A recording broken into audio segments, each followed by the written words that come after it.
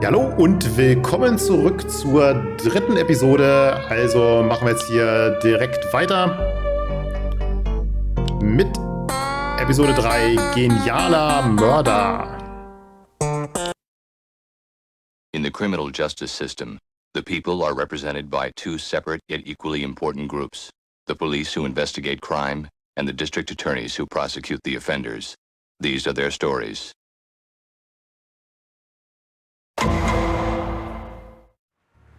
Baby, you need to come bring me something to eat, 'cause I'm starving. What do you mean I can't eat out on the corner? I'm professional. You got me out here in stilettos and booty shorts, and I can't eat out here because it's unprofessional? Oh, no. What do we got?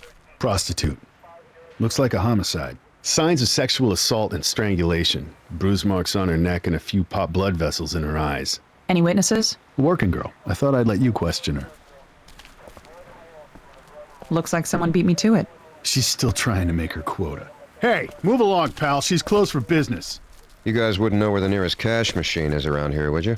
Mike Logan?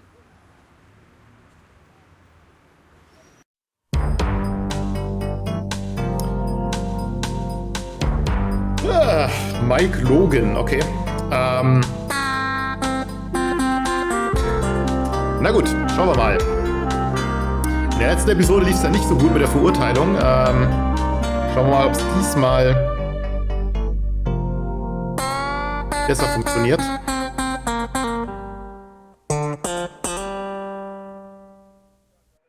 Hey, I thought you retired. Yeah, well, I kind of heard the same thing about you. Detective Benson. Olivia. Good to finally meet you, Detective. Themen, Harlem. What brings you down here? I'm working a lead on the Massapequa Mangler case. His first victim, prostitute named Angelica Moore. She was killed in my jurisdiction about 9 months ago. Been on it ever since. Well, we appreciate the help. We don't need it, but we appreciate it. Okay, hat er Verdächtige gehabt? You have anyone you like for the Mangler? A David Gondapour, a Robert Moffat, and an Ernest Limrose. All Johns who've been busted down here. What's special about these guys? They got noticed. Really above average creepiness. Moffat liked to use handcuffs, and Gondapour got busted for assault on Angelica Moore, but I got nothing to tie either one of them to the murders. Vorgehensweise. What do we know about the Mangler's M.O.? All I know is he sexually assaults them, and COD is always strangulation. If your Vic's one of his, that'll be lucky number 8. Plus, he's smart. Takes his girls from different boroughs, but so far, he's dumped all of them in and around Nassau County.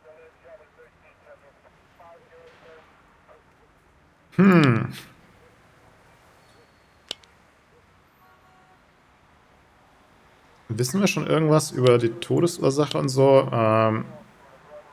Spuren für sexuellen Missbrauch und Erdrosselung, Quetschung am Hals und ein paar geplatzte Äderchen in den Augen. Also sexueller Missbrauch und Erdrosselung passt ja dann dahin. Das Einzige, was nicht passt, ist, dass er die Leichen bisher immer in Nassau County entsorgt hat. Wobei es natürlich sein kann, weil wir haben ja, als sie die Leiche gefunden hat, haben wir ja, also das wissen die jetzt vielleicht nicht, aber als im Intro haben wir ja gesehen, dass, oder gehört, dass ein Auto weggefahren ist, als die Leiche gefunden wurde. Kann natürlich sein, dass er sie irgendwie verladen und wegbringen wollte und dabei gestört wurde und deshalb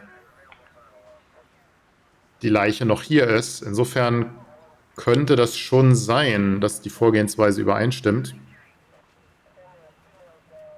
Ich hoffe, das Spiel sieht das auch so. Ja.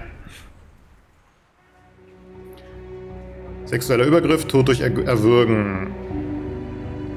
Genau. Well, the M.O. matches. That much we know.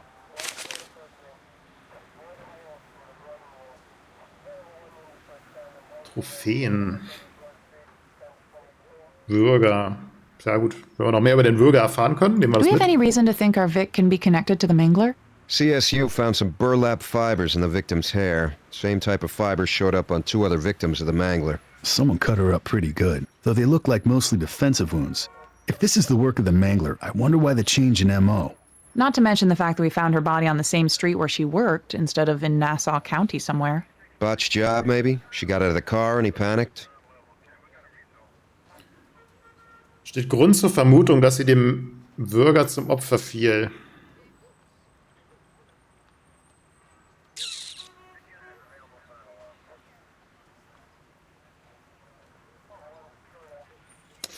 Ja, im Grunde das gleiche wie eben, ne? Also das mit dem Auto wegfahren, aber das wissen wir halt noch nicht, ne? Offiziell.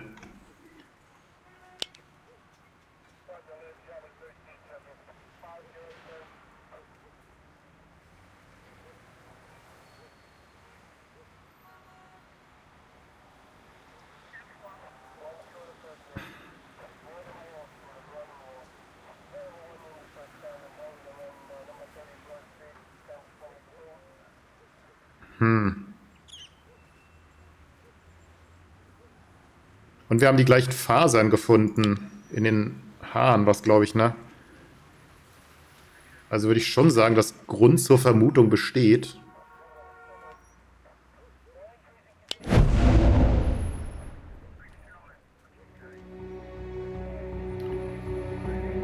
Die Leinenfasern waren es, ne?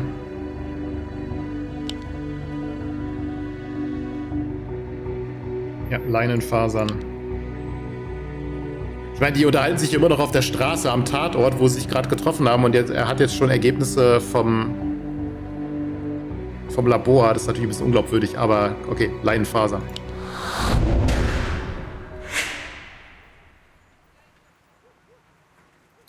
Trophäen. She's got a lock of hair missing, poor girl. That could be our souvenir. Souvenir? Each of the Mangler's victims is missing a lock of hair. They kept that info from the press. That's interesting. You know something? Sex offender I busted years ago. Kept the same kind of souvenirs after each assault. And guess what? He's out on parole. Und wer war das? So where is this guy now? Last I heard, he was in violation. His PO hadn't heard from him in 9 months, maybe. Ist das Detail von Bedeutung? Ja, weil er quasi gegen seine Bewährungsauflagen verstoßen hat. Was schon vermuten lässt, dass er vielleicht auch wieder kriminell ist.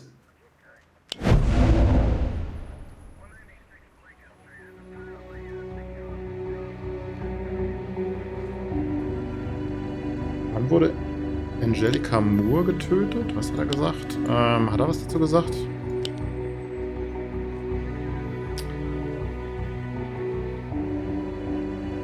Sie wurde von 9 Monaten ermordet, genau. Und von 9 Monaten hat er sich, seit 9 Monaten hat er sich nicht mehr bei seinem Bewährungshelfer gemeldet, also passt es. Weil Angelica Moore von 9 Monaten getötet wurde, das erste Opfer.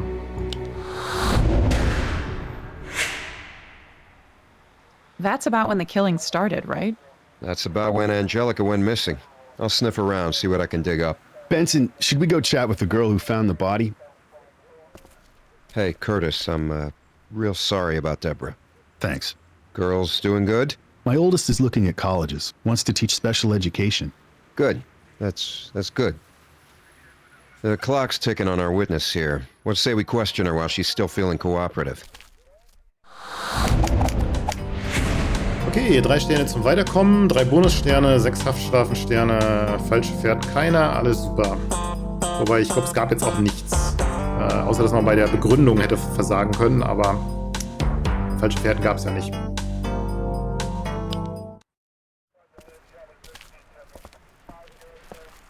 What's your name? Jenny? That's your pimp who sent you a text message, isn't it? Give me his name and I can fix your problem. All us around here got the same daddy. If I give you his name, these other girls would turn me in to get on his good side. That's how he plays us.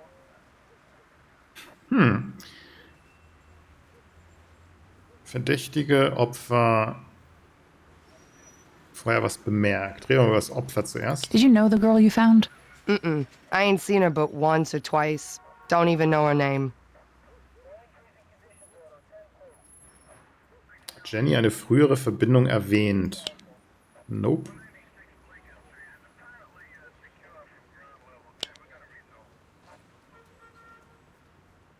Nee, eigentlich nicht.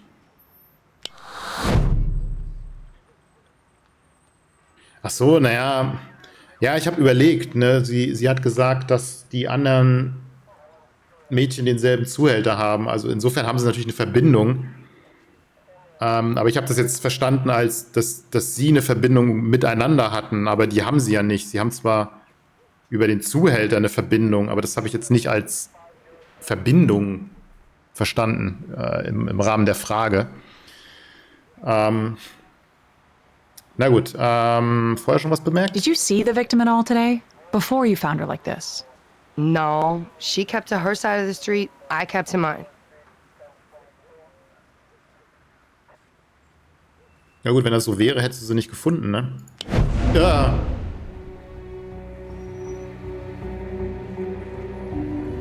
Nee, aber ich kann es nicht widerlegen, was vorher war, genau.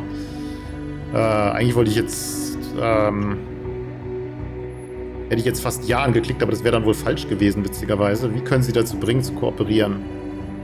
Logan soll sie in der Gasse ein wenig weichklopfen. Ich glaube nicht. Drohen Sie Ihrem Zuhälter zu verraten, dass sie nicht hart genug gearbeitet hat? Nee. Sagen Sie ihr, dass der Prostituiertenmörder auch für Sie eine Gefahr darstellt. Drohen Sie ihr Kind wegzunehmen. Ich weiß gar nicht, ob sie ein Kind hat. Aber es ist auf jeden Fall auch für Sie eine Gefahr. Jenny, you said business was slow. As long as this guy is on the loose, no one is safe out here, including yourself. I maybe saw her get picked up. Did you get a look at her John? It was a red van. That's all I saw. And that was the last time you saw her alive? Yeah. You notice anything about this van? A license plate, a broken window? Maybe it'd been in an accident. It was a funny kind of red. More like brick color. That it? Looked like any old regular van to me, except for that. David Gondapur, Robert Moffat, Ernest Limrose. Those names mean anything to you? Not to me. We call them Johns for a reason. No real names. That's how it works.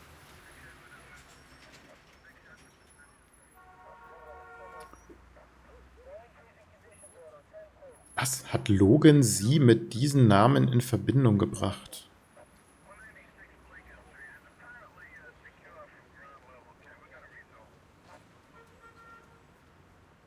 Wie soll ich denn das verstehen?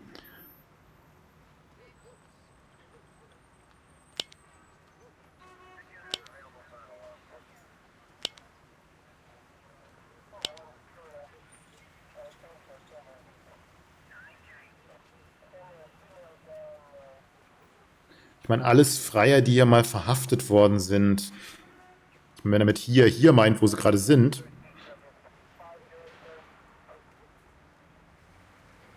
Und es sind Freier, die hier verhaftet worden sind, dann hat sie vielleicht auch Kontakt zu denen gehabt. Also insofern gibt es eine potenzielle Verbindung zumindest. Ja, das ist manchmal Who's so... Wendy working for? I don't know. I mind my own. Come on, Jenny, you're no rookie. You know all the players out there. I told you, I don't know who her daddy is.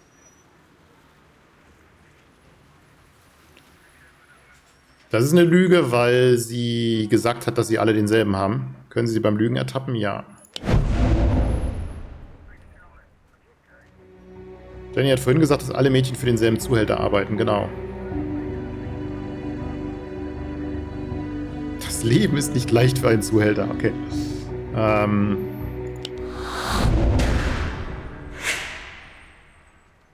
You know what, Jenny? We can always take you to central booking, let you sit in the bullpen for a few hours and try and jog your memory. Arrest me? For what?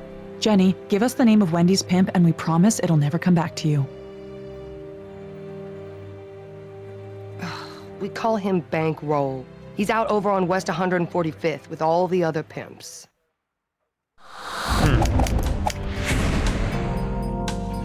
10 Haftstrafensterne. Ob das jetzt gut oder schlecht ist, weiß ich auch nicht. Aber ich habe meine 4 Weiterkommen-Sterne. Also, und es ist angeblich ausgezeichnete Arbeit.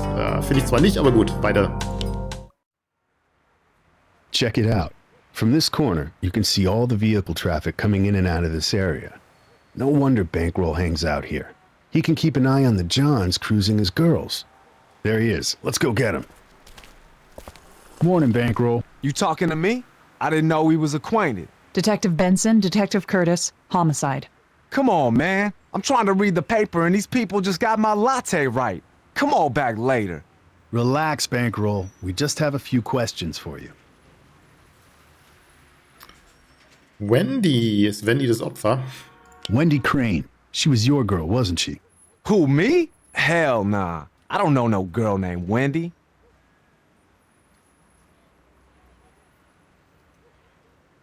Na gut, nach der Aussage von der anderen kannte er sie, also ja.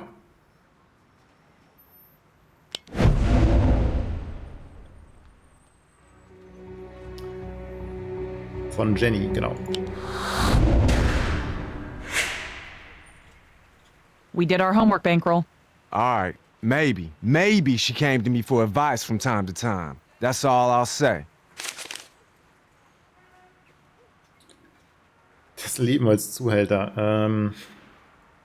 Der Van, ja, wenn er angeblich hier rumgesessen hat und alles gut sehen konnte, hat er vielleicht auch den Van gesehen. You see everything from this coffee shop, don't you?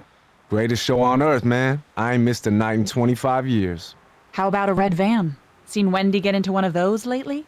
Nah, nothing like that. Seen a sanitation workers van here last night. You know, New York's strongest. Maybe the cat you looking at worked for the city?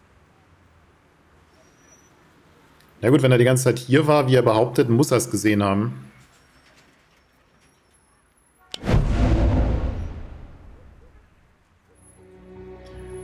Bankroll trinkt einen Milchkaffee nach dem anderen. Er sollte also ziemlich aufmerksam sein. Weiß ich nicht, ob man das so sagen kann. Kein Angestellter der Stadtreinigung, der bei klarem Verstand ist, würde in einem Auto, das der Stadt gehört, Prostituierte aufgabeln. Weiß ich nicht. Von seinem Aussichtspunkt aus kann Bankroll alle Mädchen in der Gegend beobachten. Ja, von seinem Aussichtspunkt aus kann Bankroll den gesamten Verkehr in der Gegend beobachten. Und das hat er ja auch eben gesagt gehabt, ne? Der Curtis.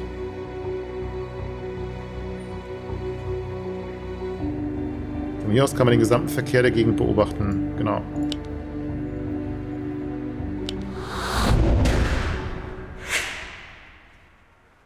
Wendy was your girl. I'm betting you watched her like a hawk. We know a red van picked her up last night. Maybe not a red van. What kind then? I seen a white van down here a couple times. Figured it was just some bridge and tunnel CPA playing that plantation game. Got a sweet tooth for some brown sugar. But it stuck out for some reason. I remembered later that I seen Angel. That's Angelica. She got picked up in that same kind of van the night she went missing. Figured if I saw it again, I'd take care of business. But he never came back. David Gondapur, Robert Moffat, Ernest Limrose. Any of those names sound familiar? Who you think I am, man? The public library? I ain't asking people for no ID. These guys would have stuck out. Not your typical John looking for a night away from Maud. They scared girls, even got physical with them. They were arrested. You'd know their names. Man, it's always them cats from the suburbs. There was this Arab-looking dude down here once or twice. He had money, but I had to run him off. Und wer war das? Arab-looking dude? Yeah, man, you know, like Lawrence of Arabia and all that. Lawrence of Arabia was English. I know who Lawrence of Arabia is, fool. Did he drive a red van? Nah, drove a Escalade, white leather seats, nice. Scared Angelica real good, so we had a little conversation. Then the police showed up.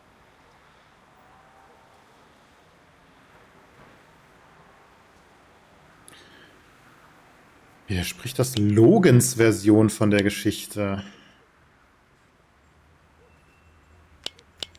Ich weiß nicht, ob der was über den arabisch aussehenden Typen erzählt hat.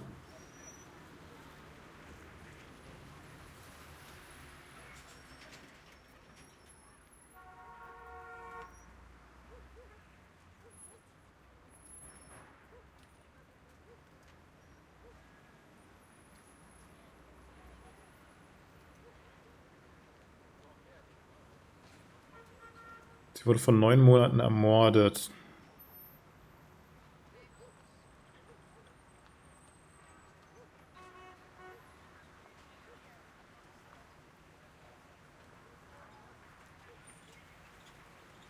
Ach hier, Gandapur wurde wegen tätlichen Angriffs auf Angelica Moore verhaftet.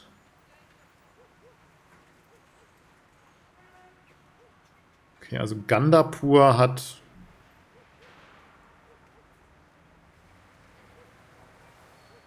Angelika angegriffen, das wissen wir.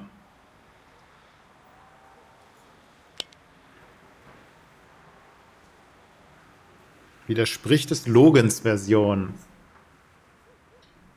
Eigentlich nicht, oder?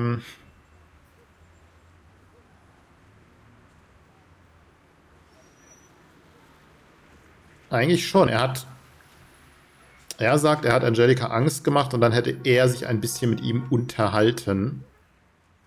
Aber er wurde ja verhaftet, weil er Angelika angegriffen hat und nicht, weil er irgendwie Beef mit einem anderen hatte. Also widerspricht das schon Logans Version. Ja, das ist so ein bisschen... I watched it all go down. Cops roll up. Arab fool would have got off with a warning if he could have stopped making words with his mouth. A few weeks later, he comes around again. Gives me $1,000 to have Angel keep her mouth shut. Ain't heard nothing about it since. Uh-huh. So he roughed up Angelica, and you took a bribe to keep it quiet. Nice. Don't go on any vacations, Bankroll. We may need the pleasure of your company again. I'm not a big fan of racial profiling, but based on the physical description, sounds like we should talk to David Gandapur.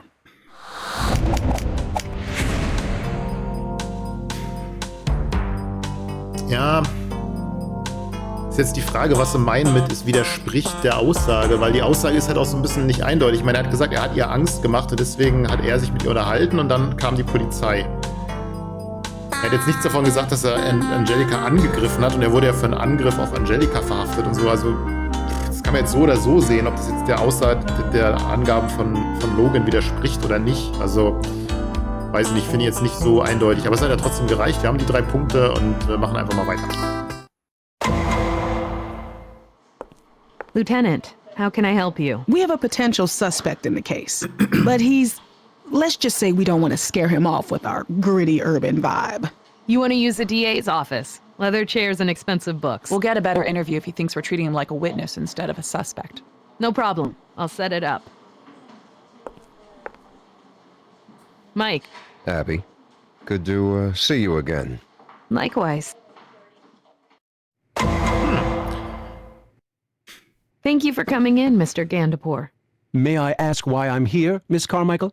We're following up on some leads in regards to the Massapequa Mangler case. The Massapequa Mangler. I'm afraid I'm not familiar. Do I need my solicitor? That's entirely within your rights, Mr. Gandapur, but you're not a suspect. We just want to ask you a few questions. Beschreibung, keine Ahnung. Massapequa, Harlem, Hedgefonds. Okay, Hedgefonds ist wahrscheinlich so Hedgefondsmanager, keine Ahnung. Hat aber wahrscheinlich nichts mit dem Fall zu tun. Insofern ist ja der Massapequa Strangler, oder wie sie ihn nennen. Insofern fangen wir damit an. You live in Brookville, correct? Gold Coast of Long Island, not far from Massapequa. I also have an apartment on the Upper East Side and a home in Pelican Bay, Florida. Do you water ski, Miss Carmichael? I'm really not a boat person, thanks.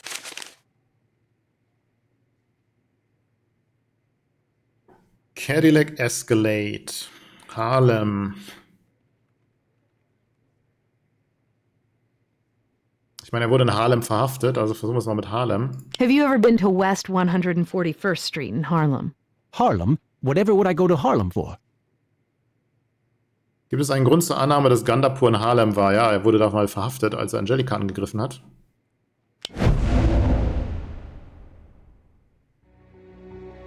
Die Aussage des Zuhälters und Reifenspuren am Tatort, die Geschichte des Zuhälters und der Polizeibericht, seine Festnahme in Harlem wegen Besitz von Crystal Meth? Nein. Logans Intuition in Bezug auf den Kerl, der auf Bewährung draußen ist? Nein. Die Geschichte des Zuhälters und der Polizeibericht, weil er ja verhaftet wurde.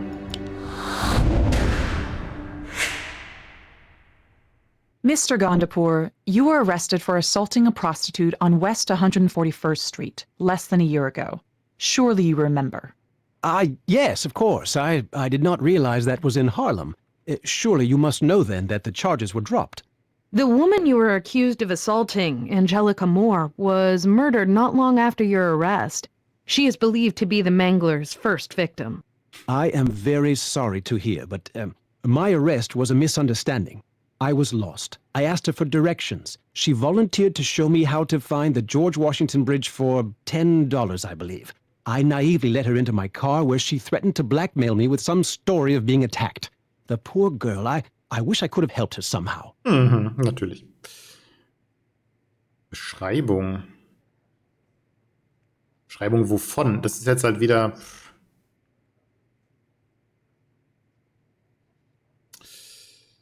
Nehmen wir mal sein Auto. You own a white 2011 Cadillac Escalade, correct? Yes, as do a great many other people on Wall Street. 0% financing comes in very handy around bonus time. Glauben Sie ihm, dass er das Auto besitzt? Ja, weil ja auch der Zuhälter gesagt hat, er hat einen weißen Escalade. Also gibt es jetzt eigentlich keinen Grund, das nicht zu glauben, weil das wissen wir ja eigentlich schon.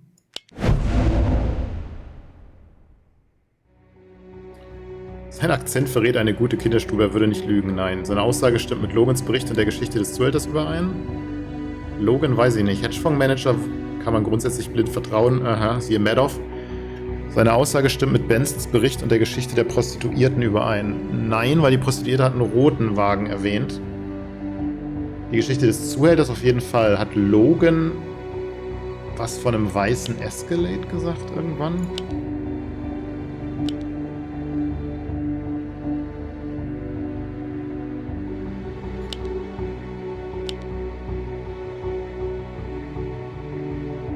Das Gespräch mit Bankroll.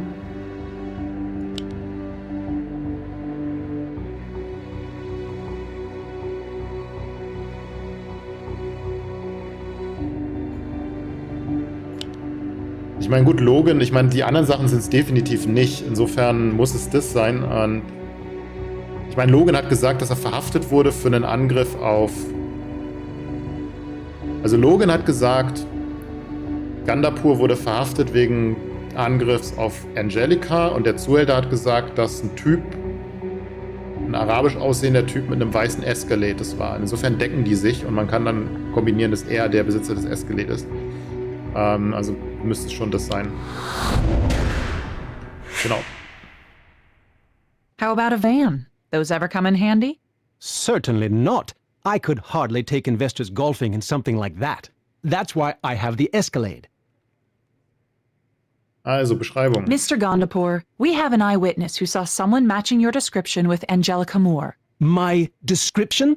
A man of Middle Eastern descent. About your height and build, similar vehicle. I am no more Middle Eastern than Manhattan is Midwest America. I am Pashtun. My people hail from Pakistan and Afghanistan, Southeast Asia.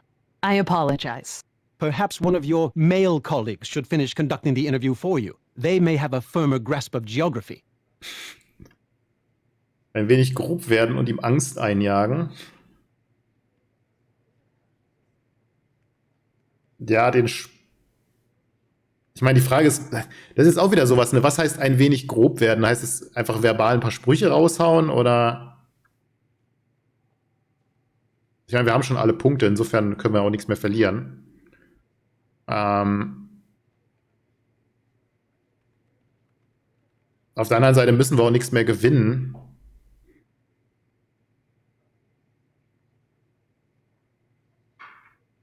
Weil wenn grob jetzt physisch grob meint, das wäre halt schlecht. Weil das kann wieder gegen uns verwendet werden, also lassen wir es mal lieber. Wir haben eh wahrscheinlich nicht viel zu gewinnen. Muss man sich nicht provozieren lassen.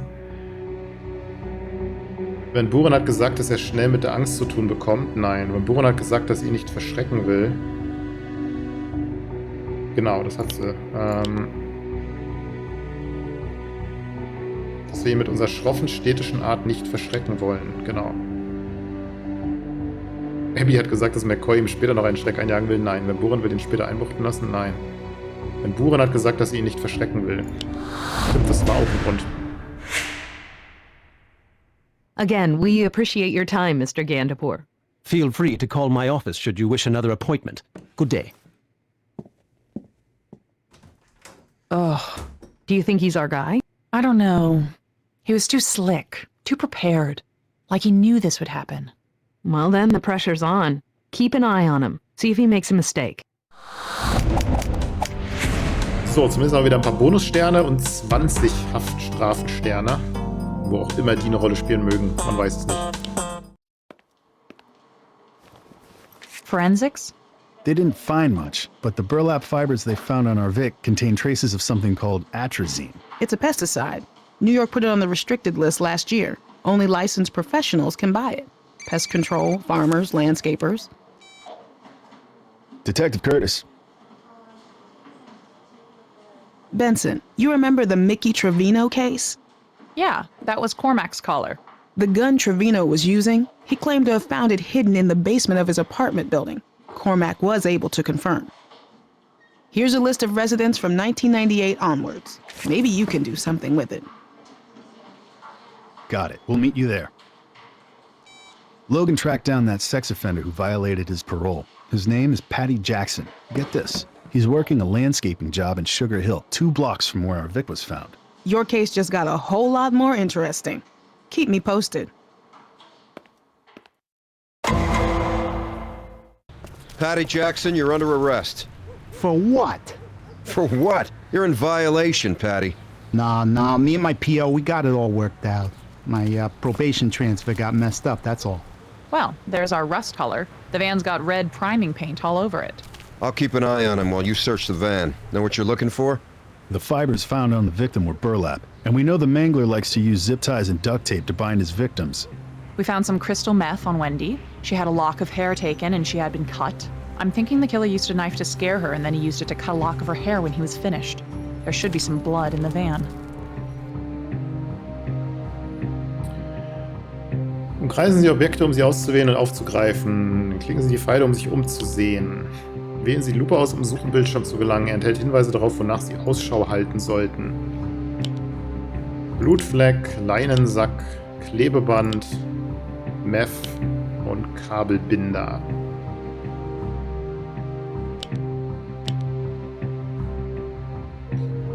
Okay, fangen wir mal hier links an.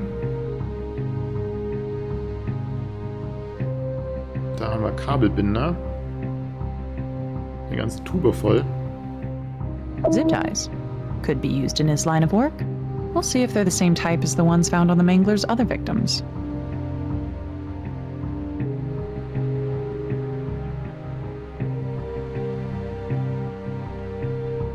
Ja, wenn das kein Blut ist, dann weiß ich auch nicht.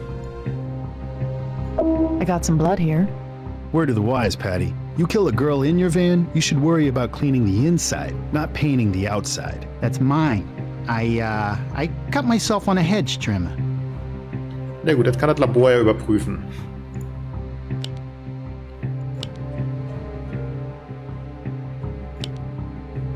Okay, das hier könnten die ganzen Leinensäcke sein. Ja, Duct Tape, das würde ich jetzt auch erwarten, dass er das irgendwie dabei hat, genau wie den Kabelbinder.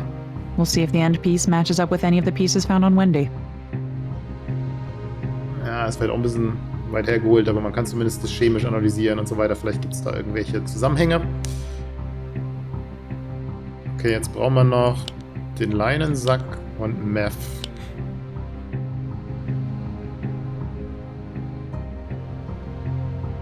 Zum Thema Leinensack haben wir den hier wahrscheinlich. Das sieht mir ein bisschen aus wie ein Leinensack. Das hier sieht mir eher wie Plastik aus.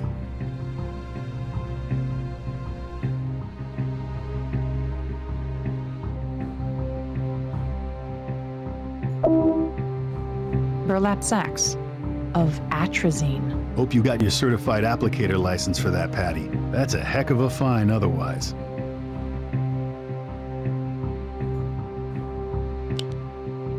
Atrazinspuren testen. Und Meth. Und das Meth hat er ja dann vielleicht in seiner Kiste hier. Oder in dem Werkzeugkoffer oben.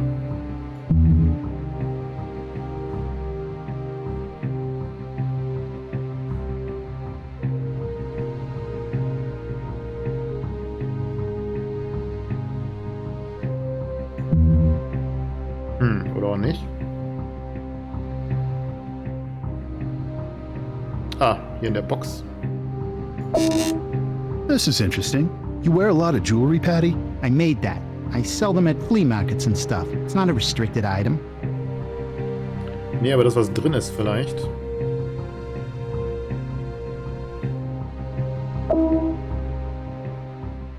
Nämlich das Meth. Whoa, looks like crystal meth. You trying to lose weight, Patty? That ain't mine. All right, Patty, I've seen enough. You're coming downtown. You don't need to do that. I'll report on Monday, I promise. Save it for the judge. Nötige Vermutung 9, aber wir haben auch 9 gebraucht, also alles geklappt. Your parole officer says hi. Says he hasn't seen you in over 9 months. Your apartment was almost empty. You staying somewhere else? Hotel, maybe? I hate hotels. They remind me of the joint. Okay. Das waren nicht die besten Hotels, ne? Kindheit, weiß ich nicht, ist egal. Wendy.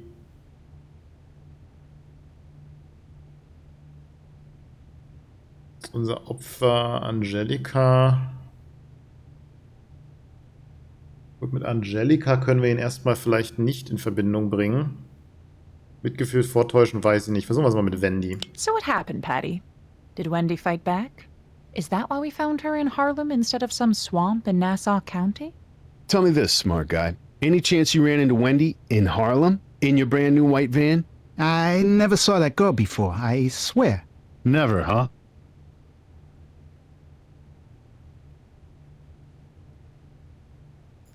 Oh.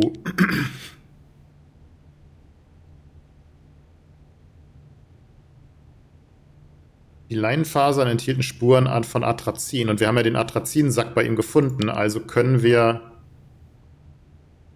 durchaus eine Verbindung zwischen ihm und Wendy herstellen.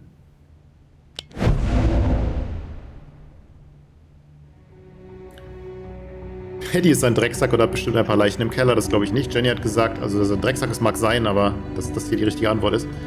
Jenny hat gesagt, dass Paddy Wendy kurz vor ihrem Mord mitgenommen hat. Nee, hat sie nicht. Ja, jein, also sie hat gesagt, dass sie in einem roten Van gestiegen ist. Jenny hat gesagt, dass Paddy ein Stammkunde war. Nein. Logan hat gesagt, dass eine Verbindung zwischen Wendy und Ernest Limrose bestand. Das hat aber nichts mit der Sache zu tun, also müssen wir doch das nehmen. Wobei das nicht ganz stimmt. Sie hat nicht gesagt, dass Paddy sie mitgenommen hat, sondern dass sie in den roten Van gestiegen ist. Aber vielleicht meinen sie das damit. Ja. We have a witness that saw you pick up Wendy Crane the night she was killed, Patty. Okay, look, maybe she was in my van. I was in jail for a long time, you know? If I break the law, I'm in violation. That's why I lied. Angelika Moore, weiß ich aber nicht, wir haben jetzt nichts, wo wir ihn mit Angelika in Verbindung bringen können, außer dass sie ermordet wurde, genau zu dem Zeitpunkt, wo er nicht mehr zu seinem Bewährungshelfer gegangen ist. Es kann natürlich sein, wenn er zu Angelika gegangen ist und dann ist es irgendwie eskaliert oder er hat sie ermordet, weil er es wollte, warum auch immer. Und weil er den Mord begangen hat, hat er Schiss gekriegt und ist dann auch nicht mehr zu seinem Bewährungshelfer gegangen. You saying Angelica Moore never got into your van? Can you think why a witness might have seen that happen? I don't know who you're talking about.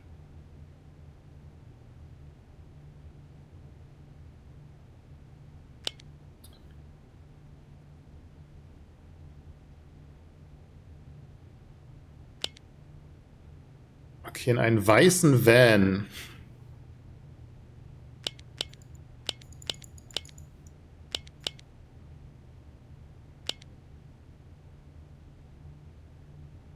Ich wüsste nicht, aber ich muss noch mal gucken.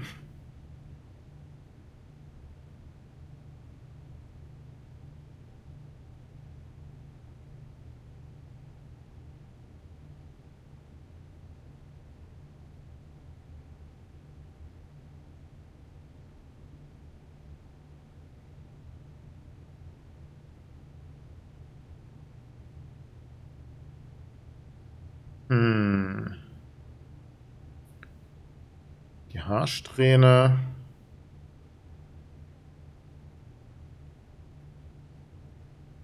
Ich habe vor ein paar Jahren einen Verbrecher verhaftet, der dieselbe Andenken an sein Opfer behalten hat. Okay, er hat dieselben Souvenirs benutzt, das bringt ihn aber nicht mit. Also es ist kein Beweis dafür, dass Angelika in sein Auto gestiegen ist.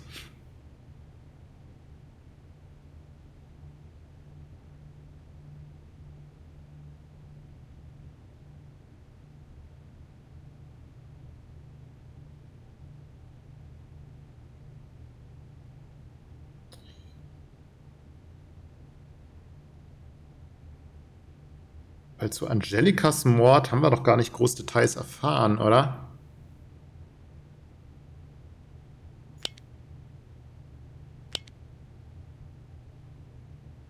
Okay, das ist Jenny, die hat nur zu Wendy Aussagen gemacht.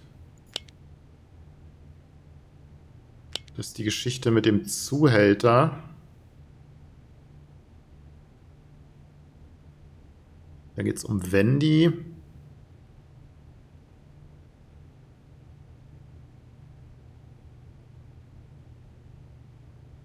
Von der Stadtreinigung. Das war aber auch Wendy. Ich habe hier ab und zu einen weißen Van gesehen, der dann aber nicht mehr wiederkam. Okay, also Bankrolls Aussage können Sie das Gegenteil beweisen. Ja, das beweist nicht, dass er das war, aber das beweist, dass es jemand in einem weißen Van war. Aber ich gehe davon aus, dass Sie das meinen.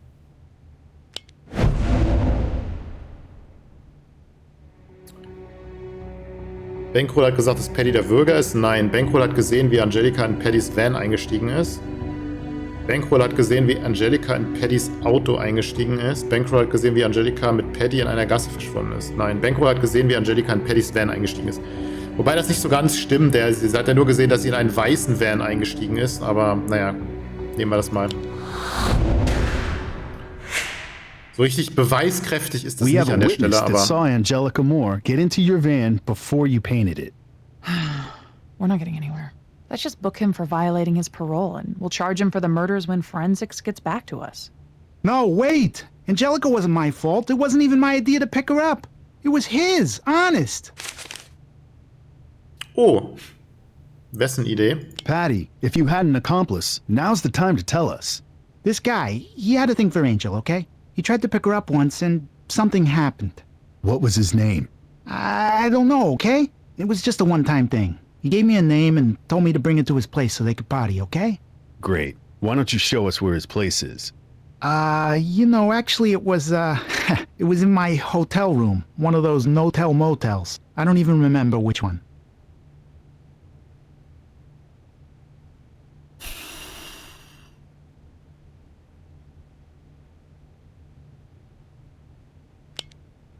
Was hat er denn über Hotels gesagt? Ich hasse Hotels, hat er gesagt. Also ist sehr unwahrscheinlich, dass er in einem Hotel abgestiegen ist.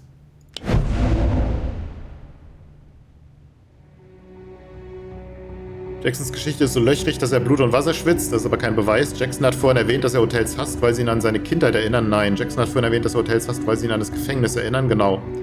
Jackson hat vorhin erwähnt, dass er seit der Entlassung aus dem Gefängnis in seinem Van lebt. Ja gut, dass er Hotels hasst, weil sie ihn an das Gefängnis erinnern. Enough, Patty. I know cops at Rikers who owe me a favor. They can make your visit there really uncomfortable. I'm telling the truth, I swear. You said this guy tried picking up Angelica before, but something happened. Any chance he was 5'6", Arab descent? I already said too much. You tell us who he was, right now, and we can work out a deal with the DA. You wait, and you go down alone. All alone. Let's try this again. 5'6", Arab descent. You know him. The Arab guy. Who is he? Or are you so stupid you never even got his name? He ain't Arab, he's Pashtun. He don't like to be called Arab. Das ist uns auch aufgefallen.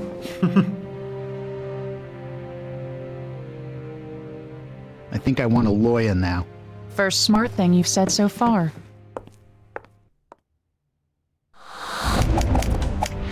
Vier Sterne, 2 Bonussterne, 26 Haftstrafensterne. Das lief doch richtig geschmeidig. Wobei manchmal die Formulierungen schon so ein bisschen mehrdeutig I knew sind. Gondapur was hiding something. We have no physical evidence tying Gandapur to any of the murders. Believe me, if Gandapur's involved somehow, I'd love to nail him. But we don't have nearly enough for a warrant. Find a connection between him and Jackson. Sorry, but that's the best I can do. Patty's parole officer was able to get us his employment file and several other records from the landscaping company where he worked. You think Gondapur was one of Jackson's customers? The landscaper he worked for had clients all over Long Island. It's possible. Patty Jackson placed a call from his work phone to David Gondapur on October 20th. The same day Gondapur paid $227, which Jackson collected. Looks like we found our paper trail. Mr. David Gondapur, we have a warrant to search this property for evidence relating to the murders of Wendy Crane and Angelica Moore. Very well, please, come inside. Shall I have some iced tea made? Actually, we'll start with the garden shed, if you don't mind. When's the last time you were in the shed, Mr. Gondapur? I suppose I am in and out quite often. I like to do some of my own gardening. It relaxes me. Mr. Jackson and I have become fast friends as a result. He is quite talented. I'll keep an eye on Gondapur while you have a look. Da hängt direkt das blutige Messer an der Wand. Kreisen Sie Objekte, um sie auszuwählen und aufzugreifen. Klicken Sie die Pfeile, um sich umzusehen. Das kennen wir jetzt mittlerweile. Wählen Sie die Lupe aus. Genau, das kennen wir auch. Blutiges Werkzeug, Klebeband, Raumspray. Warum? Leinensack, Kabelbinder, Schaufel. Warum eine Schaufel? Okay, wir haben auf jeden Fall hier ein blutiges Dings. Found some blood on this cutting tool. Could be Wendy's.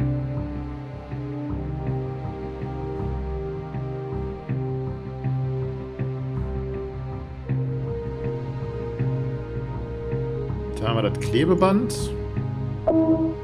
More duct tape. Same as the kind we found in Patty's van.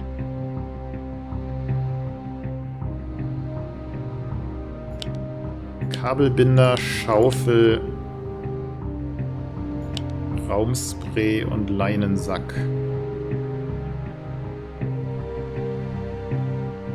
Das sind die Kabelbinder, oder? Zip tie. Same brand, same color as we found in Patty's van. Forensics may even be able to tell if they're from the same store-bought pack. Na gut, wenn Patty für ihn arbeitet, dann hat er wahrscheinlich auch den ganzen Kram gekauft und das macht dann Sinn, dass sie dasselbe haben. Eine Schaufel sollte doch zu finden sein. Genau, hier zum Beispiel. No surprise to find a shovel here. But if any of the dirt found on it matches the soil in which the Mangler victims were buried, that'd be powerful physical evidence to convince a jury. Wenn die begraben wurden, wie wurden die eigentlich gefunden ursprünglich? Egal. Raumspray und Leinensack.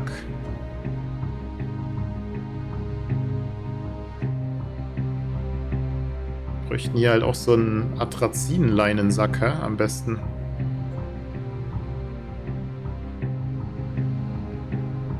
Da haben wir einen.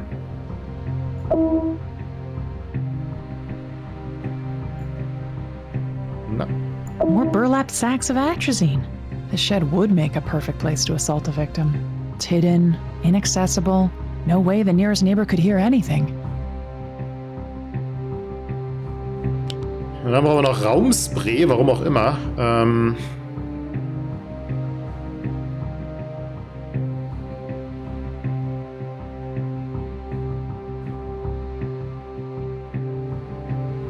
Ah, da hinten, ne?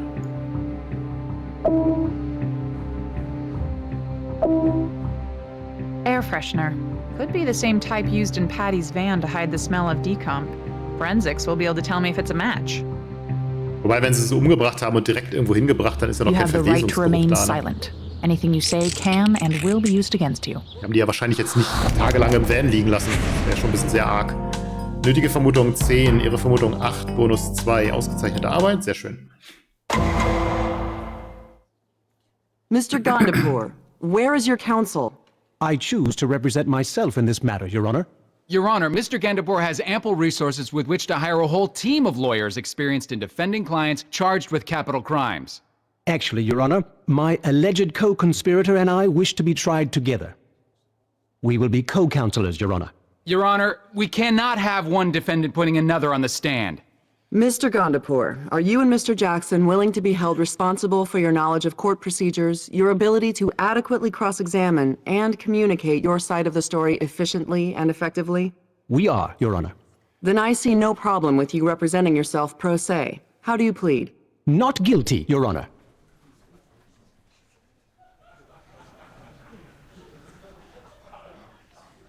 Not guilty? Well done, Mr. Jackson. The rest of you will see you at trial. It doesn't take much imagination to see what's going to happen here. They'll each point the finger at each other and create enough reasonable doubt, and both of them will walk. And acting as their own defense will give them total access to each other. Plenty of time to get their story straight. Yeah, but Gandapur is a shark. He'll figure out how to put this all on Jackson somehow while he walks. Then get Jackson to roll on him first. Jackson's a sex offender on parole accused of murdering 8 women. What can we offer him other than life in prison? A chance to tell his side of the story without Gandapur pulling the strings. Shoot for the moon. If that doesn't work, divide and conquer. Do you solemnly swear that the testimony you're about to give is the whole truth without omission? I do.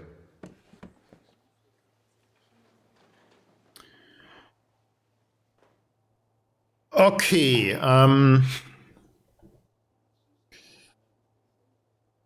die Leiche des Opfers. Fangen wir mal damit an. Most of the Mangler's victims were found in shallow graves around Nassau County, but Wendy Crane was found in Harlem, in plain sight. Can you explain? Patty didn't follow the plan. You see, Wendy had defensive wounds on her hands and on her arms. Something went wrong in the van. Patty panicked and he strangled her, then got spooked and tried to dump the body right there. Liegt Detective Logan falsch, was die Leiche angeht?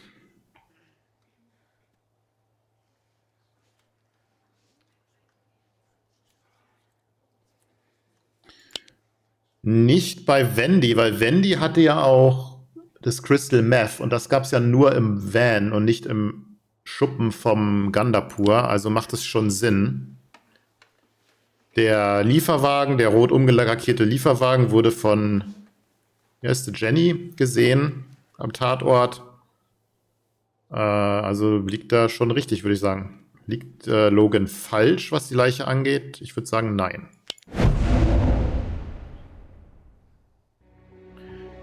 Welches andere Detail ist auch von Bedeutung?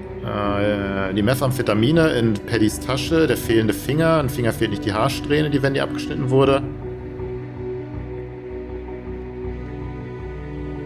Die Leinenfasern in Gandapurs Haaren sind es nicht. Die fehlenden Finger sind es auch nicht.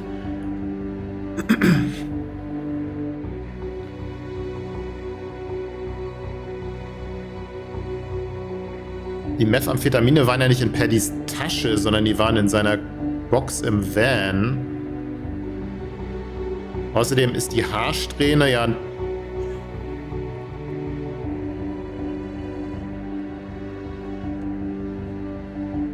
Die Haarsträhne ist ein Modus operandi von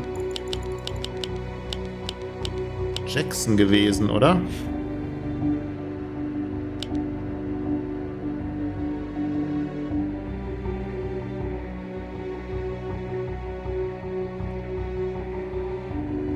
Ich habe vor ein paar Jahren einen Sexverbrecher verhaftet, der dasselbe Andenken an seine Opfer behalten hat. Genau. Also ist nicht seine Tasche, sondern es wurde im Van in dieser Box gefunden. Also denke ich, dass es hier um die Haarsträhne geht. Weil die mit Jacksons ist halt Jacksons Trophäe. But not so spooked he couldn't stop and take a lock of her hair. Correct. He had a knife, and I believe those trophies to be extremely important to him. Objection! Innocent until proven guilty. Overruled. Innocent until proven guilty is a civil right, Mr. Jackson, not a basis for objection.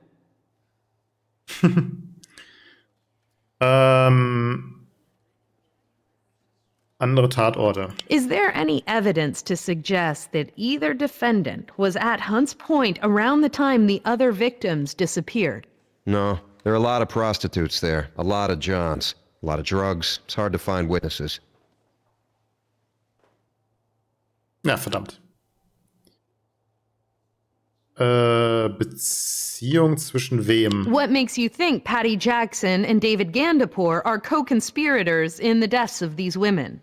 Aside from the physical evidence, I believe Jackson worked for Gandapur. How so? I believe they form what's called a dominant-submissive pairing you sometimes find with serial killers who work together. As partners, they were able to fulfill each other's appetites. Jackson for sexual violence, Gandapur for murder. Objection, Your Honor.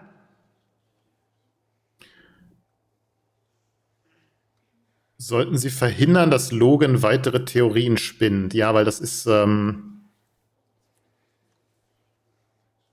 Spekulation. Wir sollten uns auf die Fakten beziehen, also sollten wir verhindern, dass er weitere Theorien spinnt. Ah, verdammt. Oh, es geht ganz schlecht für uns aus. Trophäen. What caused you to think of Mr. Jackson when you became involved in the hunt for the Massapequa Mangler? When I found out a lock of Wendy Crane's hair was missing. Ist das von Bedeutung? Ja, weil das Modus operandi von Jackson ist.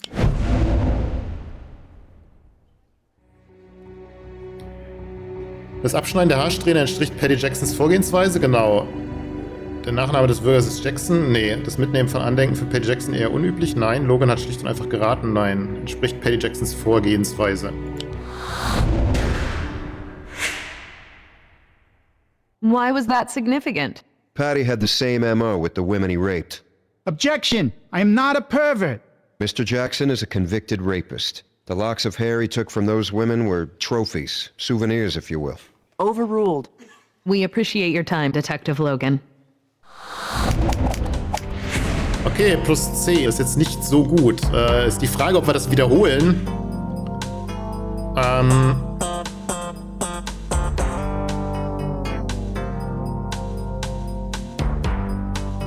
Weil es doch sehr, sehr schlecht gelaufen ist. Ist eigentlich auch ein bisschen schade, dass man es direkt wiederholen kann. Das haben sie halt dann in späteren Spielen bei Walking Dead oder so halt dann ja auch geändert, ne? Dass man halt irgendwie, dass man halt Entscheidungen halt einfach trifft und es weitergeht. Also wiederholen wir das mal. Do you solemnly swear that the testimony you're about to give is the whole truth without omission? I do. Weil so kann man halt einfach raten und es dann einfach so spielen, wie man es halt gern hätte, ne? Die Leiche des Most of the Opfers. Mangler's victims were found in shallow graves around Nassau County, but Wendy Crane was found in Harlem, in plain sight. Can you explain? Patty didn't follow the plan. You see, Wendy had defensive wounds on her hands and on her arms. Something went wrong in the van. Patty panicked and he strangled her, then got spooked and tried to dump the body right there. Liegt Detective Logan falsch, was die Leiche angeht? Nein. Die Haarsträhne, die Wendy abgeschnitten wurde. Und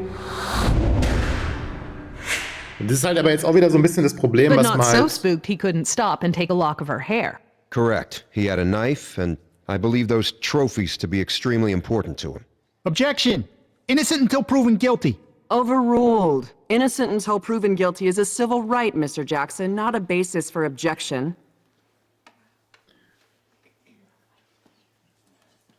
Weil so andere Tatorte, Trophäen, Beziehungen und so, das sind halt so Sachen, da weiß man mitunter auch gar nicht, was genau sich dahinter verbirgt. What makes you think Patty Jackson and David Gandapur are co-conspirators in the deaths of these women?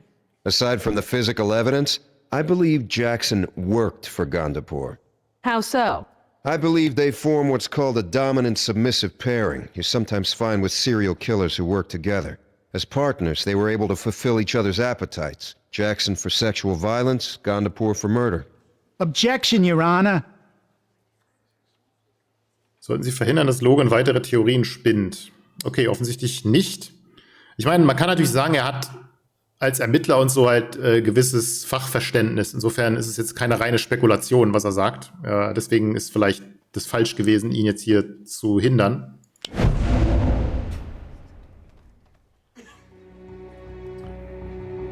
Logan kennt die wahre Identität des Bürgers. Soll er sie nur aussprechen? Nee. Logan hat eine Menge Erfahrung. Er soll ruhig weiterreden. Das ist, ja, hat die nötigen Beweise, um seine Aussage zu untermauern. Formulieren Sie die Frage um. Logan ist ein gut aussehender Polizist. Die weiblichen Geschworenen werden ohnehin alles glauben, was er sagt. Alter Schwede. Okay, also.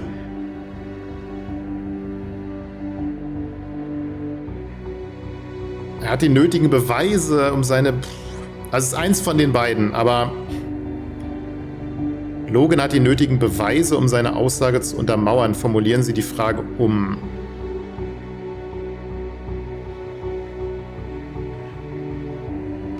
Ich meine, wir haben Beweise, dass die zusammengearbeitet haben, weil Logan hat ja für ihn gearbeitet und so. Also jetzt nicht notwendigerweise bei den Morden, aber zumindest so. Dafür haben wir Beweise. Bloß, dass man Erfahrung hat, ist halt kein Beweis. Also wenn ich viel Erfahrung auf einem Gebiet habe und ich habe viele Morde behandelt, weiß ich zwar, wie so Sachen funktionieren, das heißt aber nicht, dass es in diesem konkreten Fall so war. Das heißt, ich brauche auf jeden Fall Beweise, egal wie viel Erfahrung ich habe. Deswegen denke ich, dass eher hier die richtige Antwort liegt. Ja. I'll rephrase.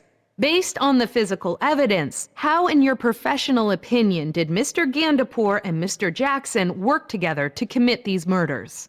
Judging from the physical evidence found on the victims and in Mr. Jackson's work vehicle and in Mr. Gandapur's garden shed, Mr. Jackson would visit a place frequented by prostitutes where he would pick one up, get them high on crystal meth, bind them, take them to Mr. Gandapur's shed where they were sexually assaulted and then murdered.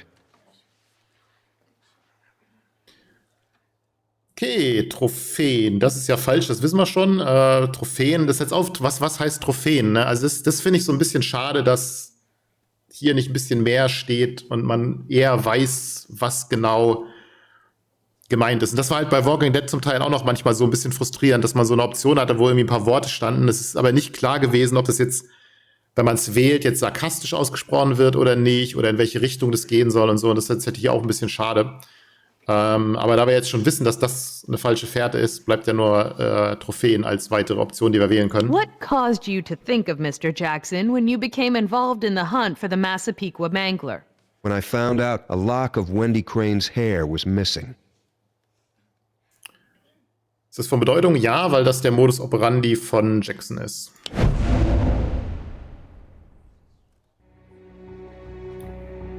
Paddy Jacksons Vorgehensweise. Why was that significant? Patty had the same MO with the women he raped. Objection! I am not a pervert! Mr. Jackson is a convicted rapist. The locks of hair he took from those women were trophies, souvenirs, if you will. Overruled. We appreciate your time, Detective Logan. Okay, plus 50.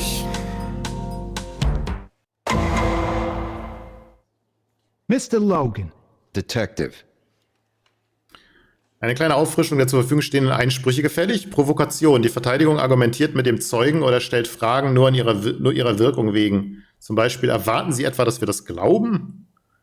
Okay, Provokation. Frage wurde bereits beantwortet. Wenn die Aussage nicht vom Zeugen selbst, sondern einer anderen Person stammt.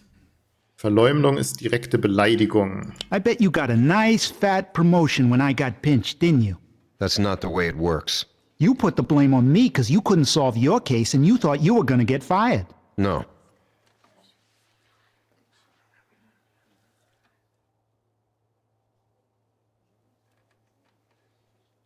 Ist Verleumdung, ne? Objection.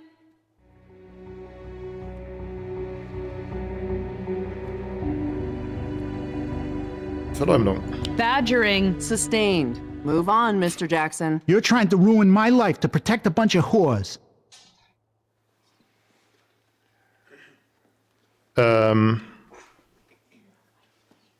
Ja, auf jeden Fall ein Einspruch, aber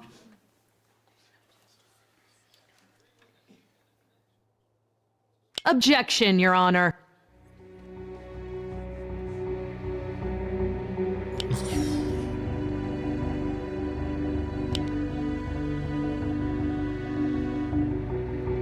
Sie haben mir die Schuld in die Schuhe geschoben, weil sie Angst hatten, dass sie den Fall nicht lösen können und gefeuert werden.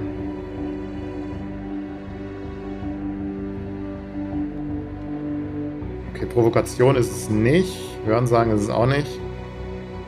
Direkte Beleidigung des Zeugen.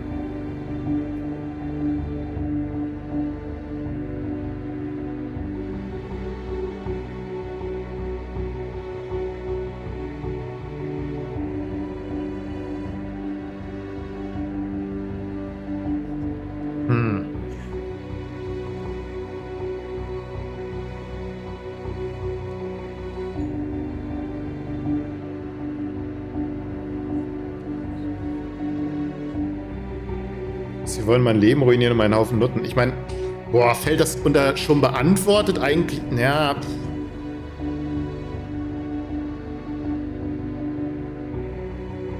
Ich meine, er hat schon gesagt, sie haben mir die Schuld in die Schuhe geschoben, weil sie Angst hatten, dass sie den Fall nicht lösen können. Das war Verleumdung, okay. Jetzt sagt er wieder, sie wollen mein Leben ruinieren, um einen Haufen Nutten zu beschützen. Es ist nicht Provokation, es ist nicht Hörensagen. Die Frage ist es bereits beantwortet oder ist es Verleumdung? Ich meine, er hat ihn schon mal dahin gebracht von wegen, ja, du machst es nur aus Eigennutz. Und jetzt auch wieder, also es ist im Grunde, die Frage wurde bereits beantwortet. Vielleicht eher als nochmal Verleumdung. Sie wollen mein Leben ruinieren, um einen Haufen Nutten zu beschützen. Ist das Verleumdung oder ist es bereits beantwortet? Ich meine, es beschützt die Nutten ja nicht, wenn er ihm das Leben ruiniert, wenn er nicht auch der Mörder ist. Weil dann ist der Mörder ja noch draußen, dann ist ja niemand beschützt. Also, ich weiß nicht, vielleicht eher bereits beantwortet, weil er wieder irgendwie ihn diskreditieren will. The question has been asked and answered. Overruled. If I may, Your Honor, I would like to continue the cross-examination. Keep it on point, Mr. Gondapur. I am most curious, Detective Logan. How did you form your opinion on how my landscaper and I collaborated in the murders of these women? I've been a detective for over 25 years, mostly in homicide. Are you a psychologist? No. Criminal profiler? Any professional training on the psychology of serial killers? No. Well, your opinion can hardly be valid, can it?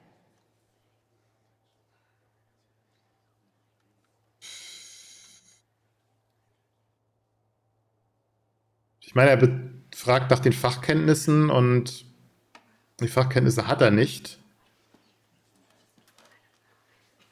Zumindest was die Psychologie angeht, hat er sie nicht. Und was war die Ursprungsfrage?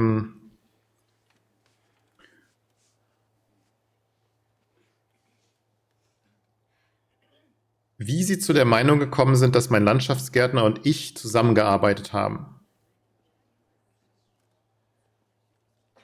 Und da geht es ja nicht nur um die Psychologie, also die Meinung, wie die Psychologie funktioniert, sondern er hat ja Beweise für ihre Zusammenarbeit.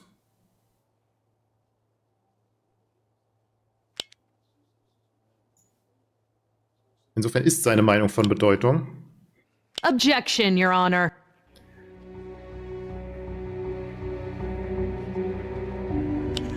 Das könnte Provokation vielleicht sein.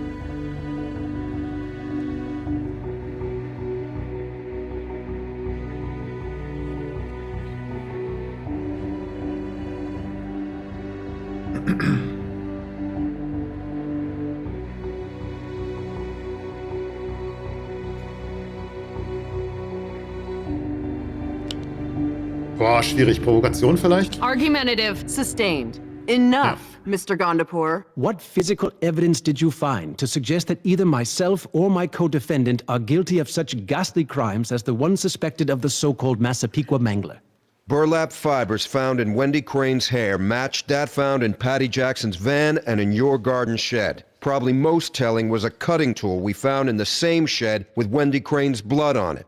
There was also duct tape and zip ties found in the van and the shed that were an exact match for ones found on other victims. Anything in my home? Not that I'm aware. So you found evidence in Mr. Jackson's van, evidence in my garden shed which Mr. Jackson had access to. That's right. None of my DNA nor hair samples, nor fingerprints found on any of the victims. No, you were very careful in that regard. Just one more question, Detective Logan. As a hedge fund manager, I made $25 million last year alone in salary and bonuses. That's nice. Do I sound like the type of person who does his own gardening?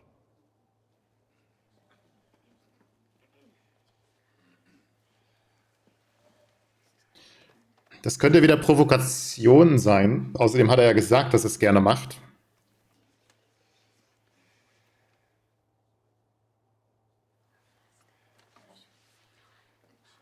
Boah, das ist jetzt schwierig. Ich weiß jetzt nicht, wenn ich das jetzt nicht Einspruch mache, ob dann vielleicht Logan antwortet und sagt, du hast es ja selbst uns gegenüber gesagt. Was wahrscheinlich besser ist, als wenn ich es jetzt abwürge. Weil mit welchem Grund? Es ist nicht Hörensagen.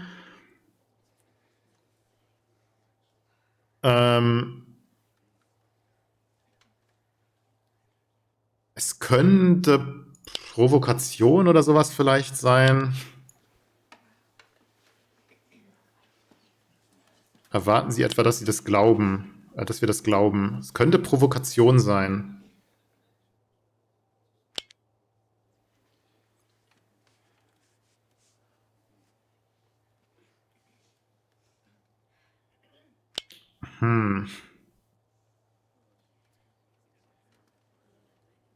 Auf jeden Fall ist es nicht Verleumdung. Also wenn, dann ist es Provokation. Die Verteidigung argumentiert mit dem Zeugen oder stellt Fragen nur ihrer Wirkung wegen. Ja, das ist halt genau der Punkt. Er argumentiert mit ihm, ne?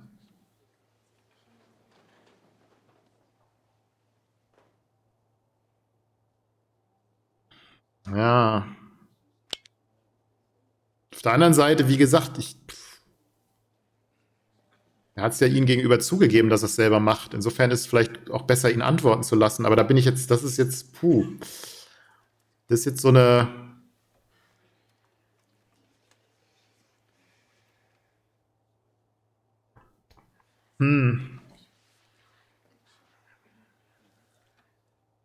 Weil wir hatten ihn befragt und er hat das selber gesagt. Ich weiß jetzt allerdings nicht, wie Logan reagiert. Weil er hat ja gesagt, dass er gerne...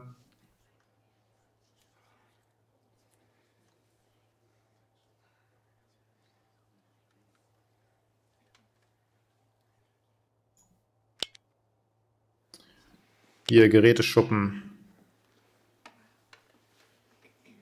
Ach, ich schaue dort ziemlich oft rein. Ich werke gerne im Garten rum. Das ist wirklich entspannt. Mr. Jackson und ich sind dadurch zu guten Freunden geworden. Er ist sehr talentiert. Insofern ist es wahrscheinlich besser, wenn ich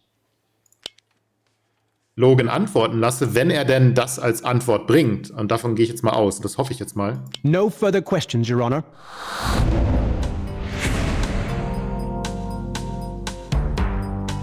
Das ist jetzt aber affig vom Spiel, ne? Weil normalerweise würde ich sagen, wenn er die Frage stellt, dann würde halt Logan einfach antworten, ja, das hast du uns selber gegenüber zugegeben, etc. Und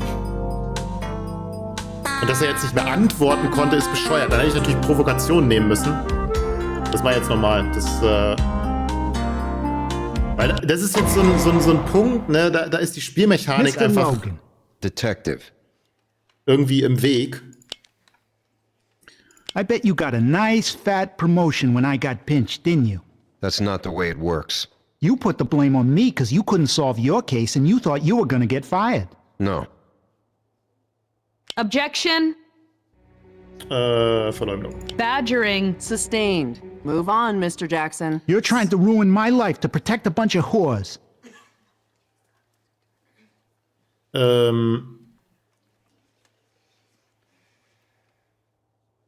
Objection, Your Honor. Da die ja Ask den Ernst hat genommen, glaube ich, was natürlich nicht ist. Also wieder Verleumdung. Badgering. Mr. Jackson, I'm way past regretting the decision to allow you to defend yourself. If I may, Your Honor, I would like to continue the cross-examination. Keep it on point, Mr. Gondapur. I am most curious, Detective Logan. How did you form your opinion on how my landscaper and I collaborated in the murders of these women? I've been a detective for over 25 years, mostly in homicide. Are you a psychologist? No. Criminal profiler? Any professional training on the psychology of serial killers? No. Well, your opinion can hardly be valid, can it?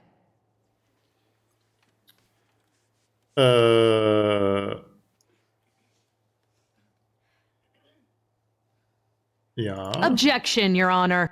Boah, jetzt weiß ich schon wieder gar nicht mehr.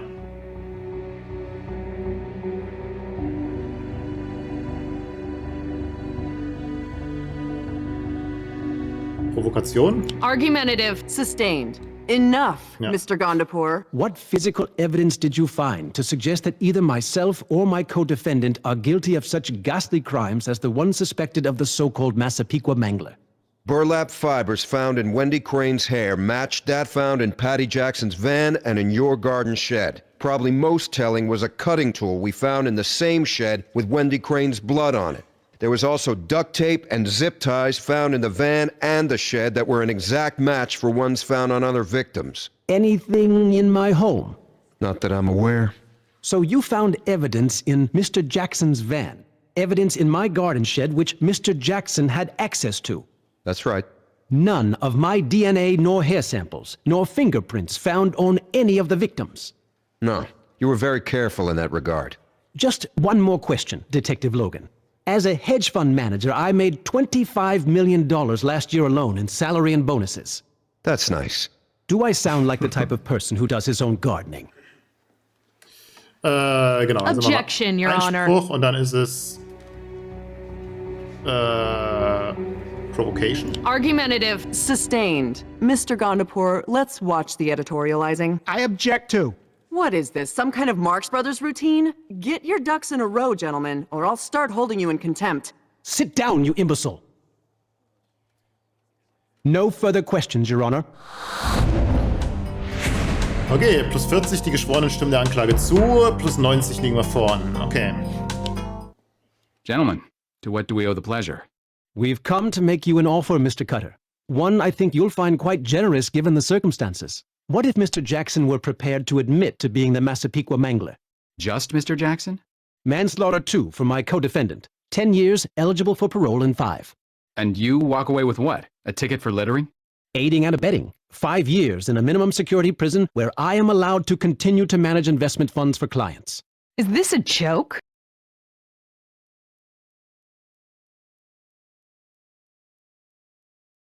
Wir stehen super da. Und wir haben ja noch die Aussage von ihm, dass er gerne Gartenarbeit macht. Ich weiß ja nicht, ob wir das noch benutzen können im Plädoyer. Wäre jetzt halt wieder ärgerlich, wenn wir jetzt wieder wegen irgendeinem Scheiß den Fall verlieren. Lebenslänglich im leicht bewachten Vollzug. Mord 2. Grades, 25 Jahre.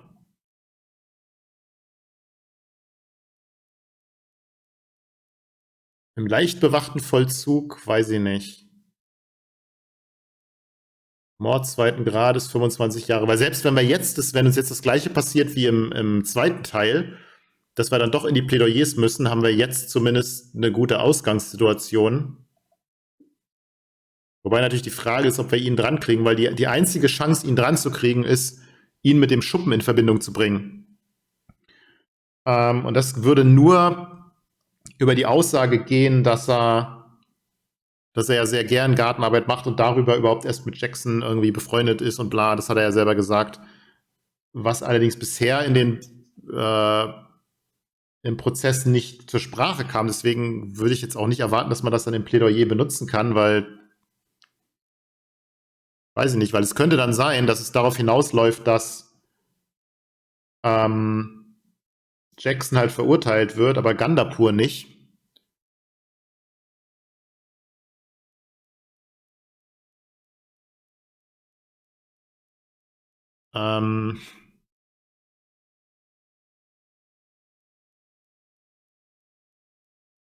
Was ja auch ein blödes Ende wäre.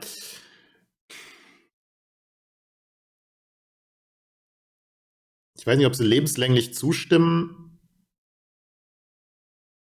Mord 2. Grades, 25 Jahre, ist halt echt auch nicht viel. Lebenslänglich im leicht bewachten Vollzug würde ja dann bedeuten, dass er da weiter seinem Job nachgehen kann, aber er wäre zumindest lebenslänglich weg. Und das ist jetzt so ein bisschen die Frage, ne?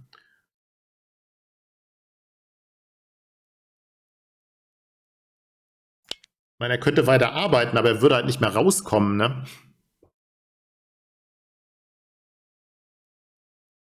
Ich weiß auch nicht, was leicht bewachter Vollzug soll, aber für den Arsch, ich weiß nicht.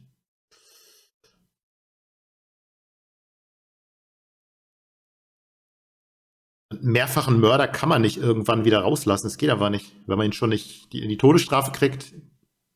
Und wir stehen ganz gut da, aber da weiß ich jetzt wieder nicht, wie das Spiel reagiert. Ob sie jetzt vielleicht dann wirklich nur Jackson verknacken und ihn dann nicht, weil die Geschichte mit dem Schuppen nicht aufgegriffen wurde.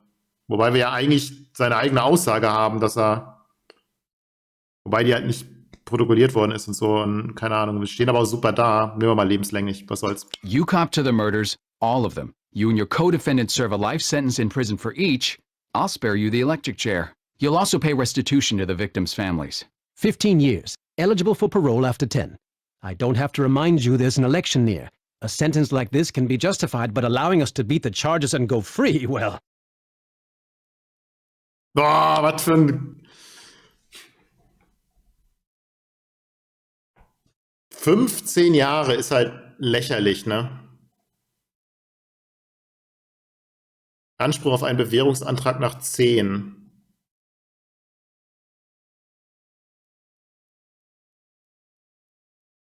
Dann könnte er theoretisch nach 10 Jahren wieder rauskommen. Das kann es echt nicht sein, ne?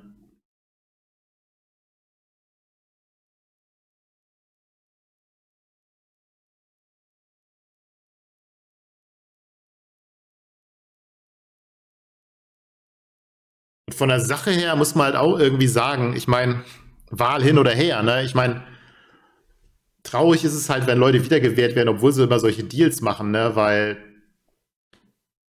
es kann ja nicht sein, dass ich Leuten irgendwie eine deutlich geringere Strafe gebe, nur weil ich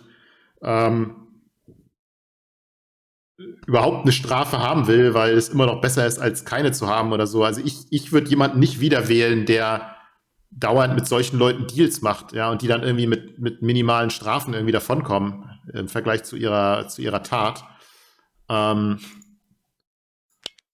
Also, dann verkacken wir es genauso wie in Teil 2 und sagen einfach mal hier, scheiß drauf, kein Deal, dann lassen wir halt die Jury entscheiden. No deal, Mr. Gandapur. Take my advice and spend some of that money of yours on a lawyer. See you in court.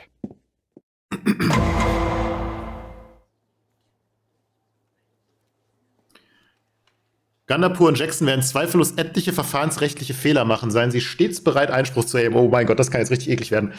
Keine Fachkenntnisse bedeutet, dass der Zeuge ein Thema anspricht, über das er kein ausreichendes Hintergrundwissen verfügt, wie zum Beispiel Kriminologie oder Psychologie.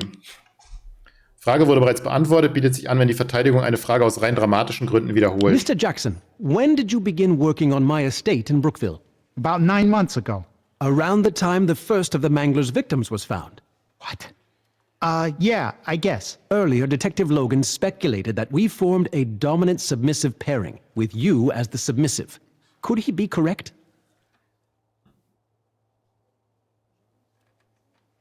Ist eine psychologische Frage, also Fachkenntnisse. Objection. Your Honor, the witness has no expert knowledge of the subject. Sustained. Direct your questions elsewhere, Mr. Gandapur. No way. I make my own decisions. Mr. Jackson, the objection was sustained. If you don't know what that means, then I suggest we take a recess so your lawyer can explain it to you. But I'm my lawyer. Mm-hmm. Yep. The police found physical evidence relating to the murders inside your work van, did they not? Yeah, but that van belongs to the landscaping company. Did anyone else have access to it? Sometimes. Sometimes I'd leave it at the nursery. The other guys could have used it. So many people with so much access to so much evidence. It would be very hard to say definitively who did what, wouldn't it?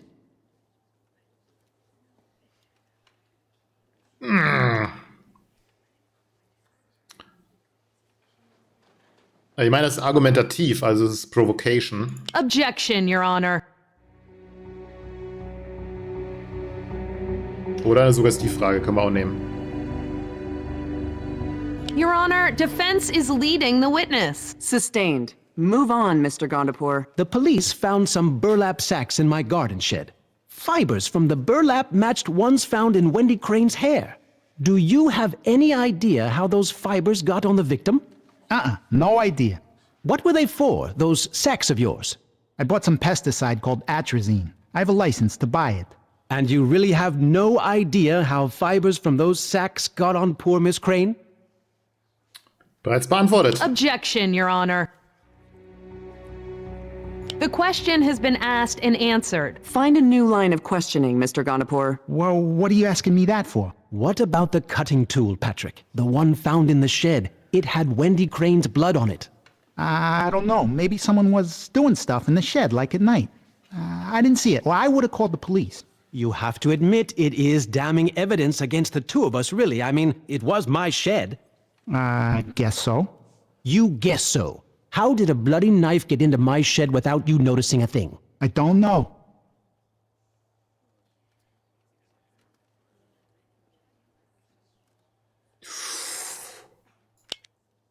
Kritisch.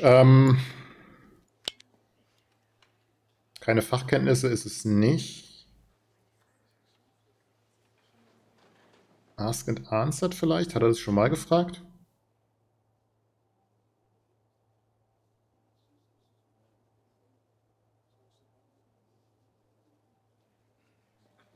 Das aus dem Schuppen, es waren Blutspuren von Wendy drauf.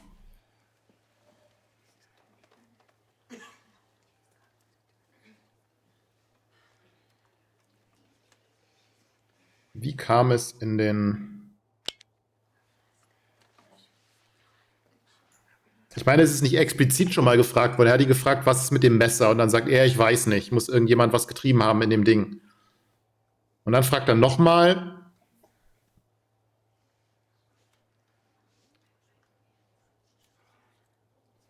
Ich habe nichts gesehen, sonst hätte ich die Polizei gerufen. Er weiß halt nicht, wie das dahin gekommen ist. Und dann sagt er nochmal, wie kommt ein blutiges Messer in meinen Schuppen, ohne dass die was mitkriegen? Ich habe keine Ahnung. Jetzt könnte... Ich habe bisher nicht viel Glück gehabt mit Ask and Answered. Deswegen weiß ich nicht, ob das jetzt hier wirklich...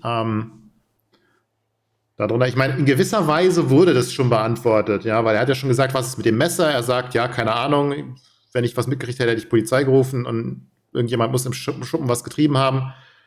Und dann sagt er wieder, wie kommt ein Schuppen, ohne dass sie was mitkriegen? Also ich würde schon sagen, es asked and answered, aber Objection, Your Honor. The question has been asked and answered. Objection overruled.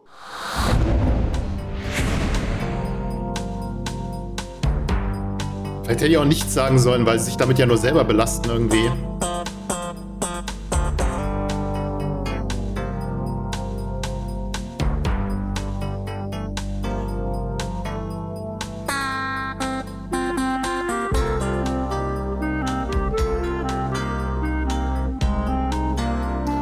Also ich könnte es nochmal machen, einfach nur mit dem am Ende nicht Asked and Answered, sondern wirklich nichts machen, weil letztlich belasten sie sich damit selbst. Ich bin noch nicht so sicher bei... Es ist halt wirklich nur, wenn er wahrscheinlich wortwörtlich dasselbe nochmal fragt oder so, nicht wenn er inhaltlich dasselbe nochmal fragt. Also probieren wir es nochmal an der Stelle.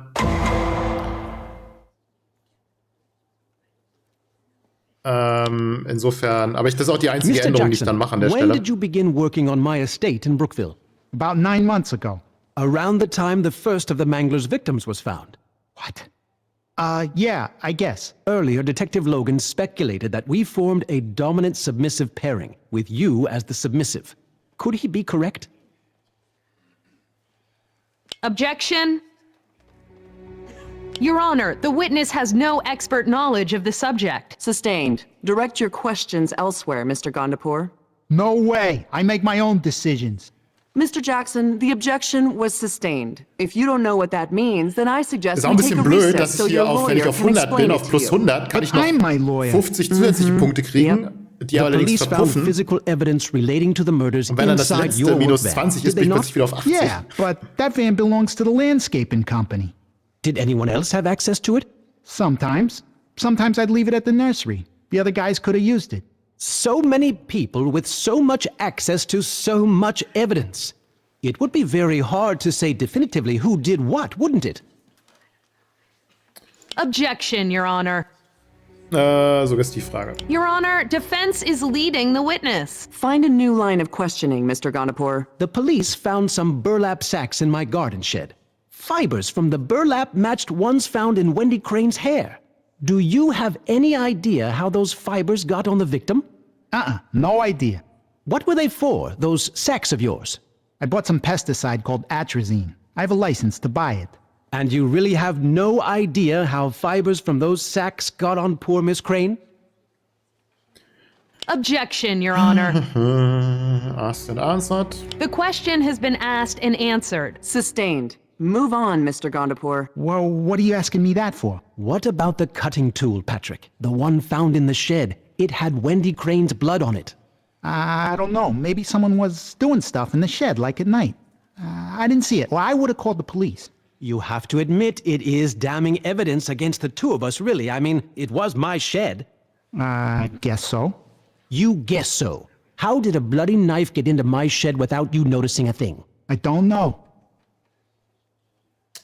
Also sage ich nein. Wenn das jetzt auch falsch ist, mache ich aber nichts anderes, weil das sind so die einzigen beiden Sachen, die sich so, wo nicht so ganz klar ist, wie das Spiel das meint oder so, aber bleiben wir mal dabei.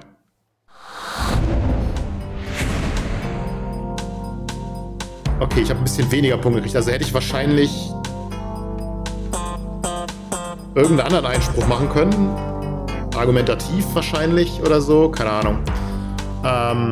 Egal, also bleiben wir mal dabei. Jetzt wird er wahrscheinlich dann freigesprochen.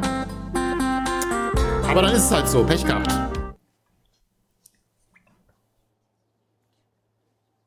Aber wir können auch noch ein bisschen was raushauen hier. Sehr schön. Themen: Mord und Frauenhass, Geräteschuppen, Blut im Van. Okay, also fangen wir mal mit Blut im Van. Blood taken from your van was found to contain Wendy Crane's DNA. How did it get there? I don't know. Was Wendy Crane ever in your van? No. Er lügt, weil wir die Crystal Meth Spuren gefunden haben. Curtis und Benson haben Paddy dazu gezwungen, den Mord an Wendy zu gestehen. Nein, während des Verhörs hat Paddy zugegeben, dass Wendy in seinem Van war. Weiß ich nicht, hat er das? Es gibt keinerlei Beweis. Ach ja, stimmt, er hat gesagt, dass er sie ins, für in Anführungszeichen, Hotel gebracht hat. Es gibt keinerlei Beweis dafür, dass Paddy und Wendy im Wagen waren. Nein, Paddy hat bereits zugegeben, dass er Wendy Crane einmal zu ihrem Dealer gefahren hat. Nein, hat bereits zugegeben.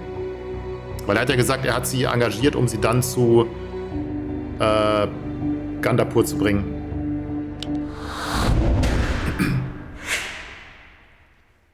Well, I'm confused, Mr. Jackson. Because according to the statement you made to detectives, you claim to have let Wendy Crane in your van to solicit her services as a prostitute. That's not true. They made me say that. Did they put her blood in your van too? I don't know how it got there, but it wasn't me. Geräteschuppen. The cutting tool we found in the garden shed, the one with Wendy Crane's blood on it? I suppose you don't know how that got there either. Nope. What about the fibers found in Wendy Crane's hair? The ones from the burlap sacks of atrazine in the shed, ones you put there. I didn't bring anyone back there, okay? It could have been him, you know.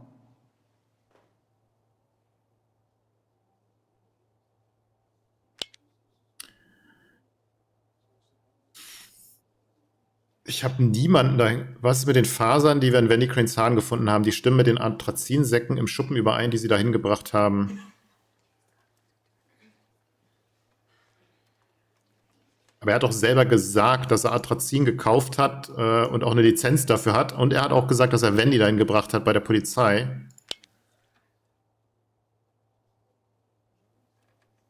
Ja. Was? Your co-counsel has been strangely quiet, Patty. Even you have to know he could have objected a dozen times to what I've had to say so far. Why aren't you trying to stop her? She's badgering me, right? Mr. Jackson, what will happen to you if you take the fall for the murders of these 8 women? I guess Mr. Gandapur would go free. Objection, Your Honor. Mr. Jackson doesn't know that. It's conjecture. Sustained. So you found your voice after all, counsel. No more questions, Your Honor.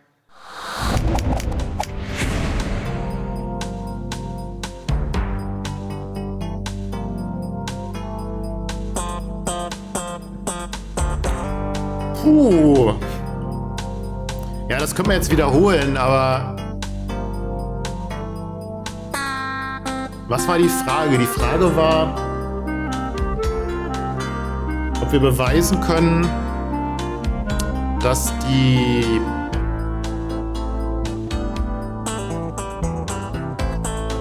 Außerdem ist ja der Punkt, wir wollen ja gar nicht... Wollen wir überhaupt beweisen, dass er die Säcke dahin gebracht hat? Also wir versuchen das nochmal, mit den Säcken müssen wir nochmal...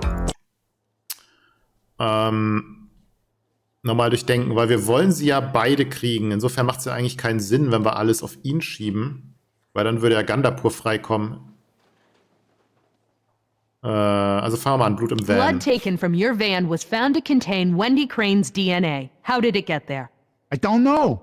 Was Wendy Crane ever in your van? No. Ja.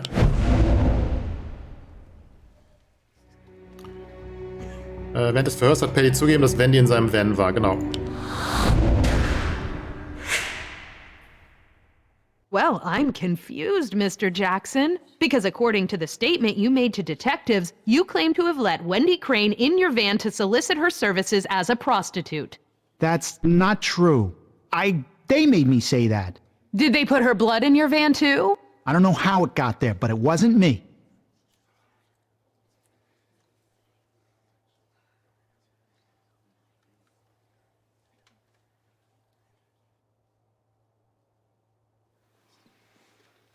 Die Geräteschuppengeschichte, Mord und Frauenhass. Ich meine, ja, er ist vorbestraft und sind ja auch ziemlich.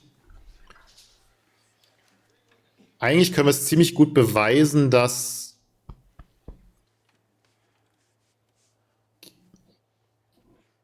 er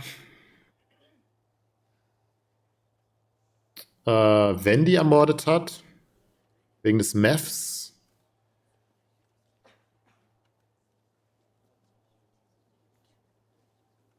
Also wenn Mord jetzt bedeutet, das bezieht sich auf den Wendy-Mord, dann wäre das wahrscheinlich... What is it, Patty? What is it about these women that makes you feel so powerless, so angry? I don't have to answer that, do I? Don't look at him for help, Patty. You're on your own. Or haven't you figured that out by now? Verdammt. Na gut, The cutting Geräteschuppen. tool we found in the garden shed, the one with Wendy Crane's blood on it, I suppose you don't know how that got there either. No. What about the fibers found in Wendy Crane's hair? The ones from the burlap sacks of atrazine in the shed, ones you put there. I didn't bring anyone back there, okay? It could have been him, you know. Können Sie beweisen, dass es nicht Gandapur war? Nee, weil er macht ja auch seine eigene Gartenarbeit. Da Gandapur Zugang zum Geräteschuppen hatte, kann seine Täterschaft nicht eindeutig ausgeschlossen werden. Korrekt. Weil Gandapur für die Nacht des Mordes an Wendy Crane ein Alibi hat? Nee, hat er nicht. Weil Gandapur die Morde nicht gestanden hat? Nein. Weil Gandapur gesagt hat, dass er den Schuppen noch nie in seinem Leben betreten hat? Nein, ist ja eine Lüge, das wissen wir. Da Gandapur Zugang zum Geräteschuppen hatte, kann seine Täterschaft nicht ausgeschlossen werden. Ja.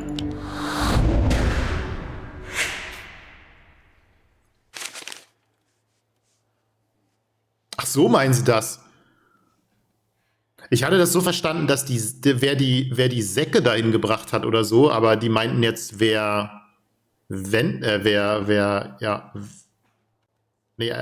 dahin gebracht hat. Das ist wahrscheinlich im Englischen mit she und it eindeutiger, was da gemeint ist, als im Deutschen mit sie. Na gut. Let's see if I can paint an accurate picture of what happened to these women. You do what you want. I'm through talking. You pick a girl, you put them at ease, you give them some crystal meth to disorient them. I don't give those chicks nothing. They bring it if they want it. Können Sie ihn mit dem Meth in Verbindung bringen? Ja, es wurde in seinem Van gefunden.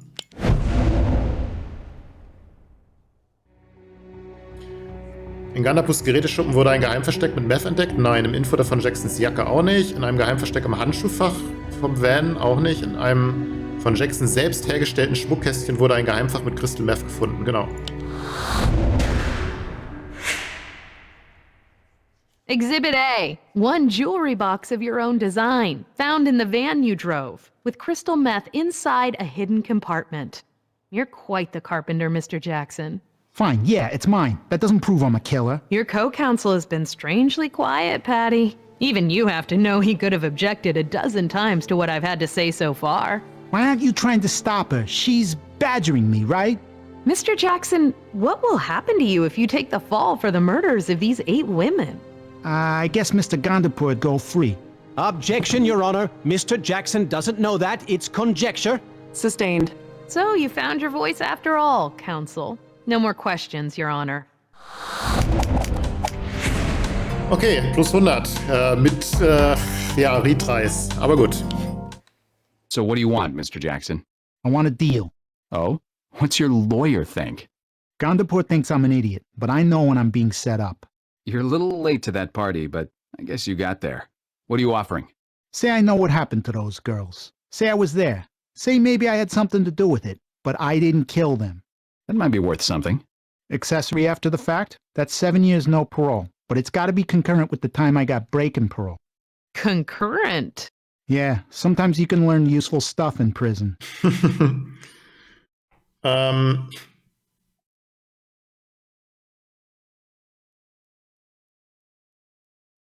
Ich meine, wir haben jetzt das Problem, dass es sehr, sehr schwer ist, Gandapur das zu beweisen. Und ich meine, er hat Wendy ermordet.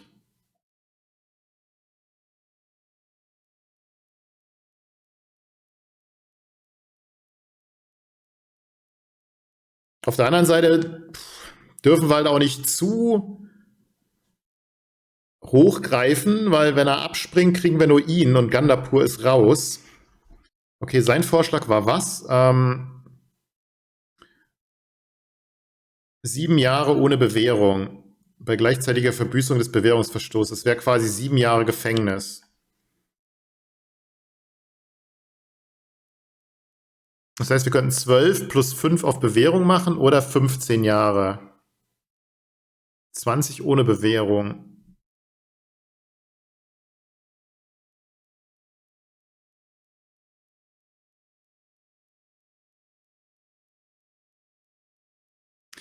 Also ich befürchte, dass wir 20 ohne Bewährung nicht durchkriegen. Und das Problem ist jetzt wieder das gleiche wie bei Teil 2. Ich will nicht zu hoch rangehen, damit ich nicht zur Jury muss und die Jury vielleicht Jackson verknackt und Gandapur freilässt. Auf der anderen Seite ist er bereits wegen Mordes im Knast gewesen, kommt raus und hat jetzt ja auch definitiv Wendy ermordet. Also ist 7 Jahre schon ein bisschen lächerlich. 12 plus 5 auf Bewährung finde ich auch echt wenig.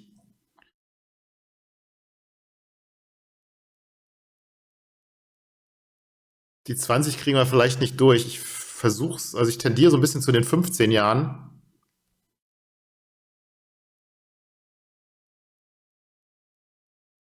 Das wäre zumindest halbwegs akzeptabel. Ich meine, man muss halt bedenken, dass er ja Wendy schon ermordet hat, die anderen halt nicht, aber weil er war ja... Ist er eigentlich wegen Mordes verknackt worden? Ich muss nochmal nachgucken.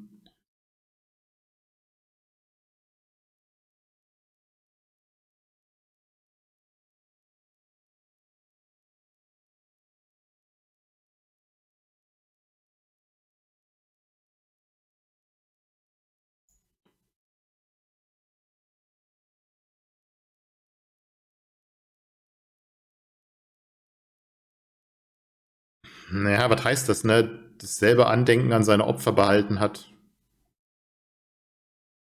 Oder war er nicht wegen Mordes, sondern nur wegen, also Anführungszeichen nur wegen Sexualstraftaten dran? Weil der Mörder ist ja der Gandapur eigentlich.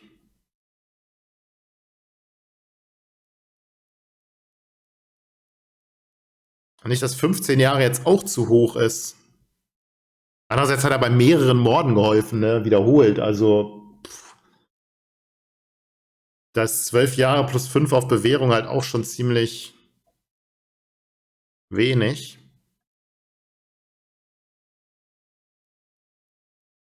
Und er ist ein Wiederholungstäter, darf man halt auch nicht vergessen.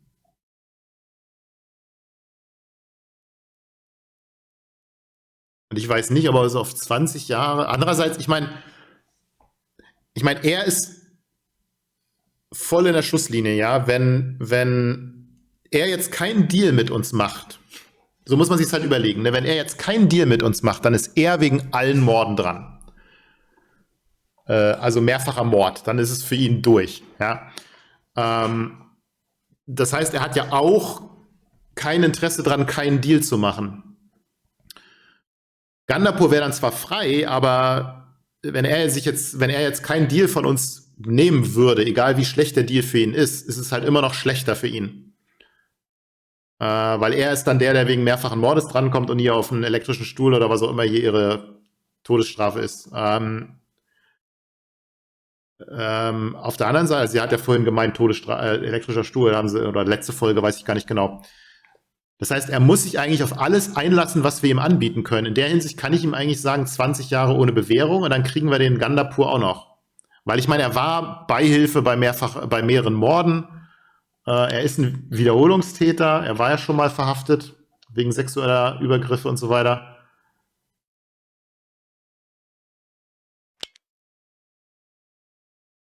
Und er war ja nicht nur Helfer nach der Straftat, er hat auch die Straftat überhaupt erst ermöglicht, indem er sie hingebracht hat. Also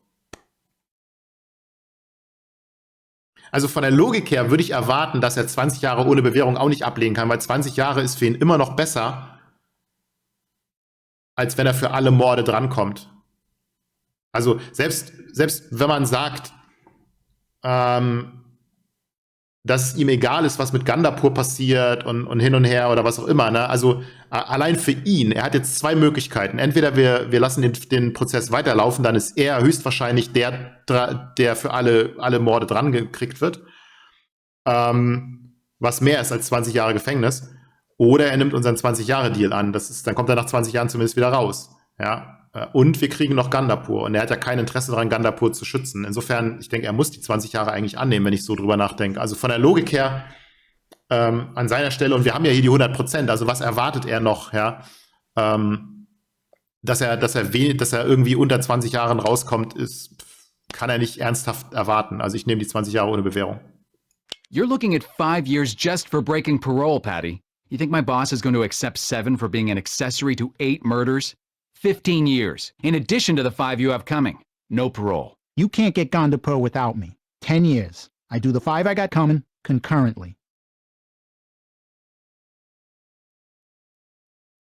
Boah, fuck. Vielleicht hätte er sich auf die 15 eingelassen, ne? Weiß man nicht.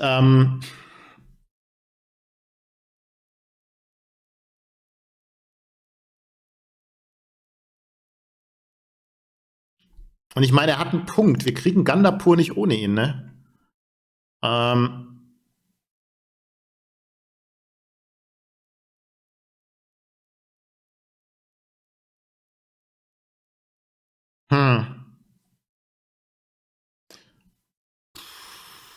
Ich meine, 10 Jahre für Beihilfe ist halt.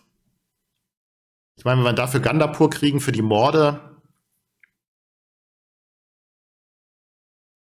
Weil ich gehe ganz schwer davon aus, wenn wir es vor Gericht zu Ende führen, ist Jackson wegen den Morden dran und Gandapur kommt frei. Und das können wir uns nicht erlauben, weil da hat er, glaube ich, recht.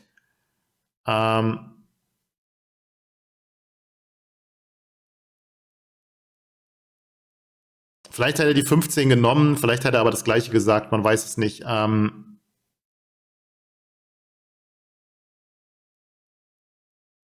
Aber andererseits, ich meine, er hat halt auch und das kackt mich so ein bisschen an der Sache, ich meine, er hat halt die Wendy umgebracht. Dann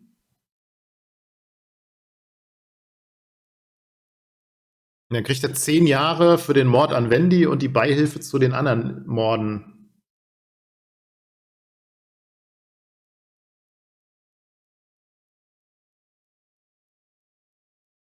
Aber das ist tatsächlich so ein Ding, ne? Das ist jetzt halt der Scheiß. Man weiß halt nicht, wie die Jury reagiert. Und es ist sehr stark anzunehmen, dass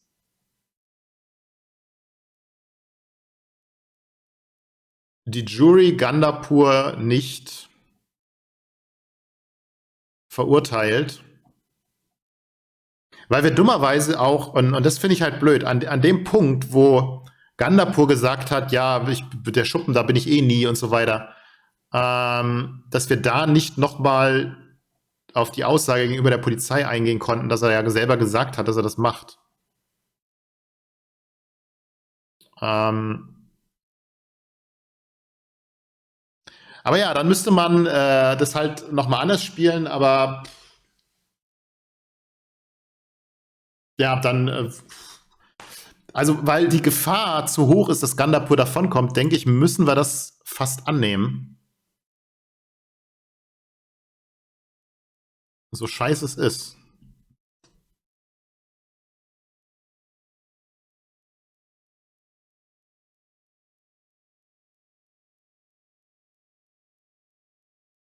Auf der anderen Seite,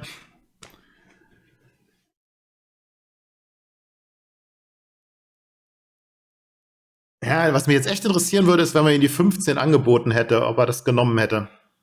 Kann ich mir aber auch nicht vorstellen, ehrlich gesagt. Vermutlich hätte er dasselbe gemacht.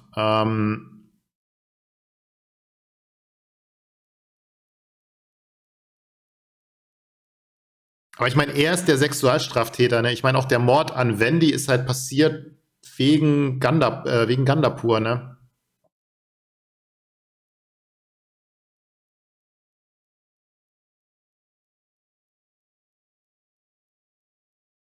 Und das, ja, nee, ich glaube, das Risiko ist zu groß, dass Gandapur davonkommt irgendwie. Also, scheiß drauf, müssen wir den annehmen. So blöd es ist, aber ich glaube bald, das ist hier besser.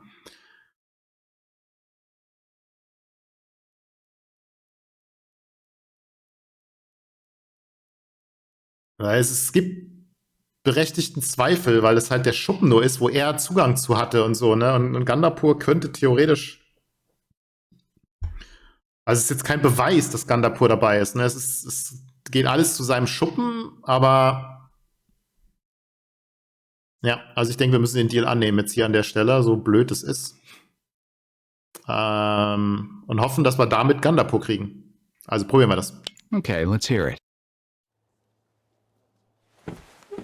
Ladies and gentlemen of the jury, I realize this is unusual, but it's important that you know Mr. Jackson has agreed to plead guilty to the charges against him. This means Mr. Jackson and Mr. Gandapur are no longer co-defendants. Mr. Jackson now testifies for the people. The prosecution may proceed.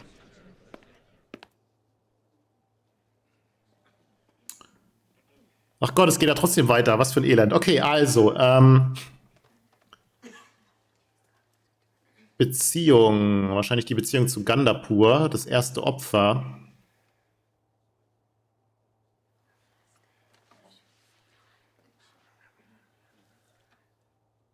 Warum sind sie nicht zur Polizei gegangen? Weiß ich nicht. Wahrscheinlich die Beziehung zu Gandapur, was wahrscheinlich wichtig ist. Mr. Jackson, how did you and Mr. Gandapur first get to know each other? I started getting the grounds around his house ready for spring. I told him I was on parole. He asked what for. I told him. For rape, correct? Yeah, I thought for sure he'd tell my boss not to let me come back, but he seemed really interested. Kept asking me questions about it.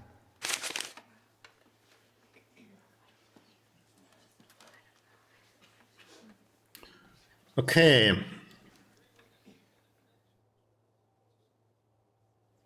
Did you ever bring prostitutes to Mr. Gandapur's home at his request? Yeah, a lot of them. That is a lie! Mr. Gandapur, sit down! Go on, Mr. Jackson. First, he had me bring back hookers to the house 2 at a time. We'd party together, do some ice, that's crystal meth. At least I would, and the girls would.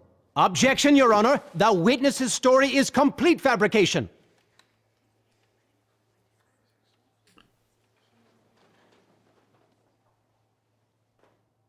Aber ist sie komplett frei erfunden?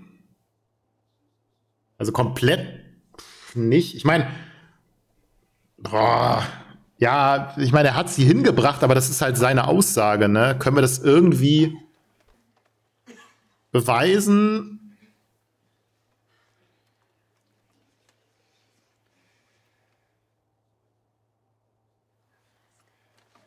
Ich meine, wenn wir jetzt sagen würden, ja, ist unsere ganze Argumentation sowieso am Arsch. Also eigentlich nein, aber die Frage ist, wie können wir das beweisen? Ich meine, wir haben das Meth bei ihm gefunden.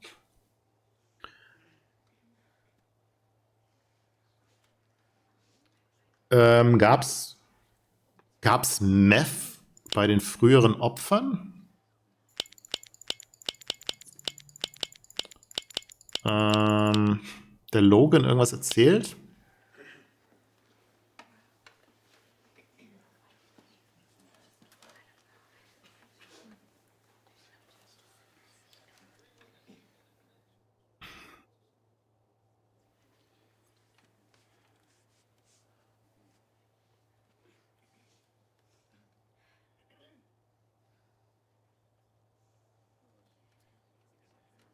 Ich meine, Gandapur wurde verhaftet, weil er die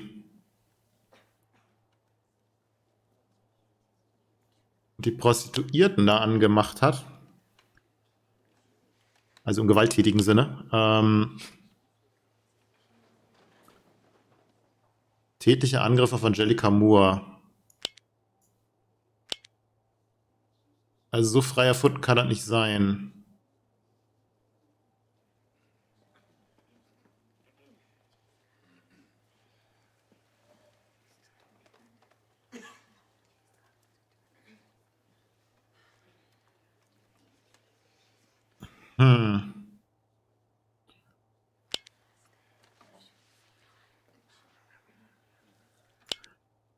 So, die Befragung von Jenny. Da haben wir wahrscheinlich nichts erfahren. Bankroll auch nicht. Bei Abby.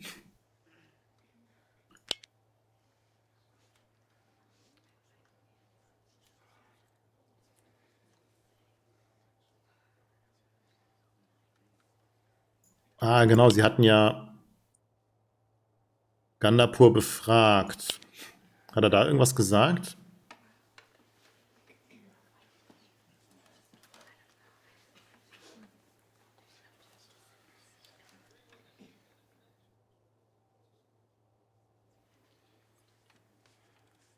Was? Ich spiele ziemlich für Racquetball? Das haben wir doch gar nicht, das ist ja gar nicht unser Dialog gewesen.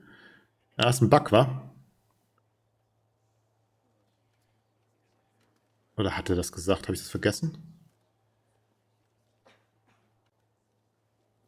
Ja, diese Hedgefonds-Manager-Geschichte, da haben wir ja gar nicht mit ihm drüber geredet.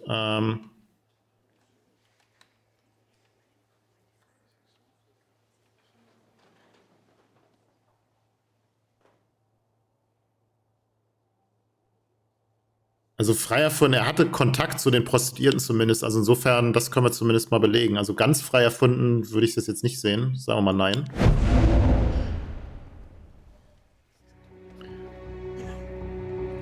Es wurden immer 2 Mädchen gleichzeitig zum Haus gebracht. Nein, Wendy Cranes Blut war auf den im Schuppen gefundenen Schneidewerkzeug. Gandapur wurde am Drogendetektor und positiv auf Meth getestet? Nein. Gandapur wurde schon mal wegen des Handels mit Meth verhaftet? Nein. Ich meine, Wendy Cranes Blut war auf dem im Schuppen gefundenen Schneidewerkzeug. War es doch, oder?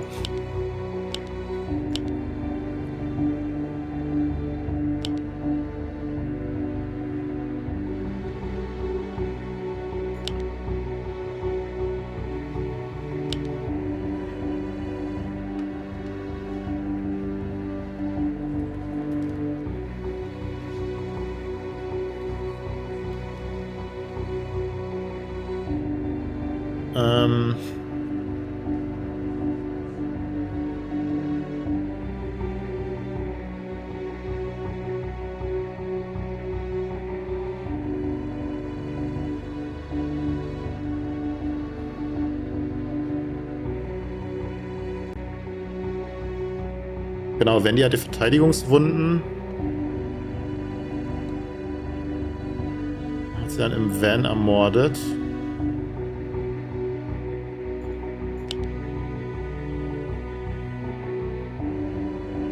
Stimmt, Wendy Cranes Blut kann gar nicht im Schuppen am Schneidewerkzeug sein, weil Wendy war ja gar nicht. Wendy war ja gar nicht auf dem Grundstück. Die wurde ja ermordet, weil was schiefgegangen ist und dann hat er sie zurückgelassen.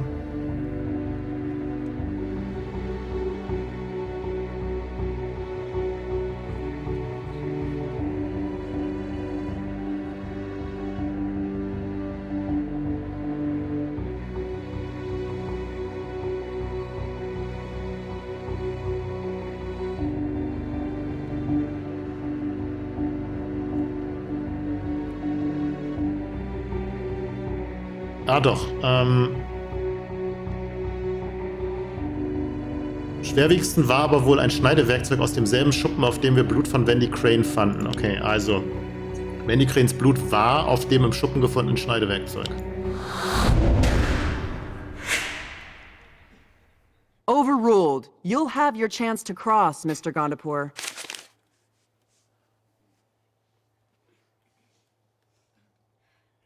Okay, Vorgehensweise. What became your pattern? I'd go and find girls, bring them back. I took him to the garden shed. We'd party. Then Mr. Gondapur would kill them, strangle them.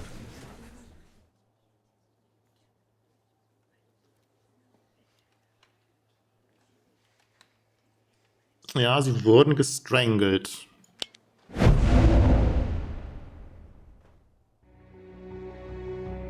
Durch wen wurde dies als Vorgehensweise des Bürgers bestätigt?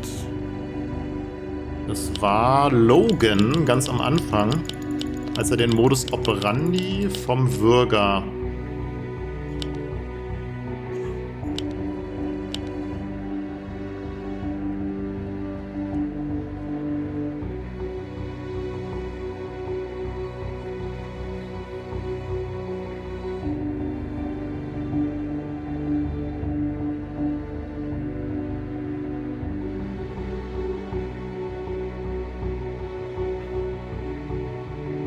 Sexueller Missbrauch, Todesursache war immer Strangulation. Genau, also von Mike. Nur, dass wir jetzt nicht noch einen Fehler machen, lieber aber nochmal nachgucken. Did he kill, Patty? I don't know. 6, 7? That's what the newspaper said. I tried to forget him.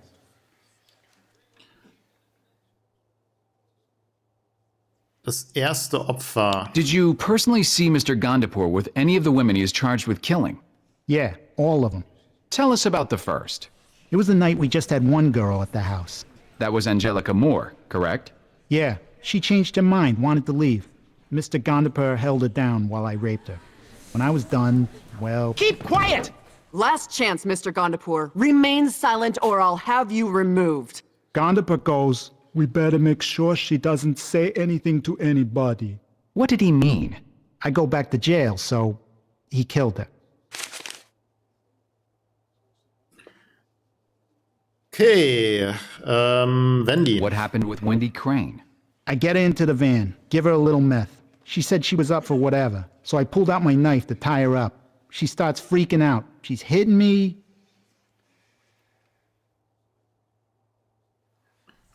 Haben die Detectives ein Messer im Schuppen gefunden? Ja, haben wir. Das mit Blut von Wendy. Hä? Ach, das Schneidwerkzeug. She jumps out of the van, screaming her head off.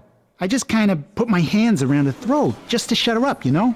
But before I knew, she ain't screaming anymore. I want the jury to know, I'm really sorry about how this all happened. I never would have done this if it wasn't for him. I object to this character assassination! Mr. Cutter, please instruct your witness to limit testimony to the question asked. No more questions, Your Honor.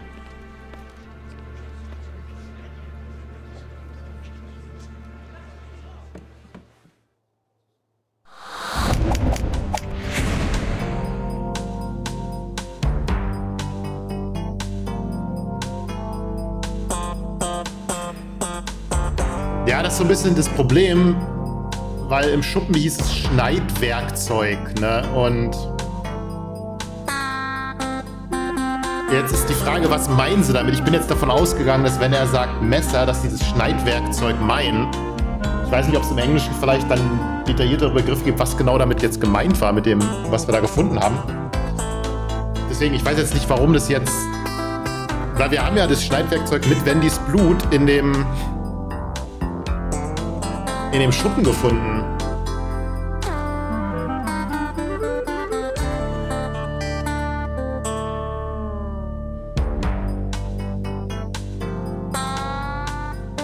Plus 100, die Geschworenen stimmen der Anklage zu. Die Geschworenen sind diesen gegen Zeugung immer noch unentschlossen. Ich weiß jetzt halt nicht, welchen Unterschied das jetzt macht, wenn man da das Nein wählt oder so. Aber ich meine, wir sind vorne mit plus 100, also ich weiß auch nicht, wie wir es noch besser werden können. Kann natürlich sein, dass jetzt noch eine Session kommt, wo wir es nochmal verkacken können, aber ja, machen wir einfach mal weiter. I demand a mistrial. Motion denied. You asked for this circus, Mr. Gondapur. I'm going to see it through to the end. We'll let a higher court decide if justice was served. Very well. I can prove this man acted alone.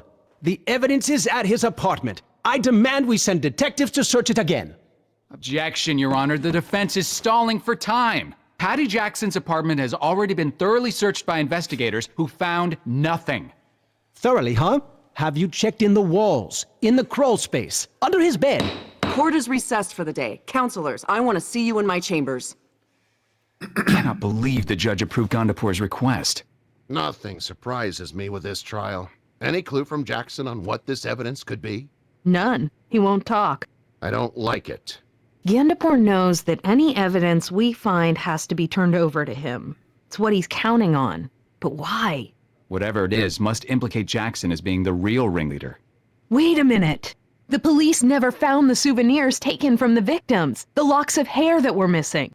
That was Jackson's MO when he committed those rapes in Washington Heights.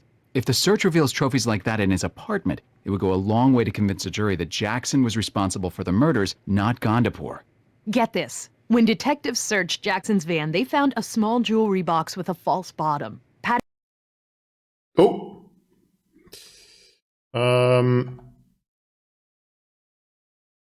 He was a carpenter. He used the jewelry box to hide the crystal meth he used to disorient his victims. I'm willing to bet that's what Gandapur wants us to find in Jackson's apartment. He knows it's there, but he wants us to find it. That gives him total deniability while nailing Jackson to the wall.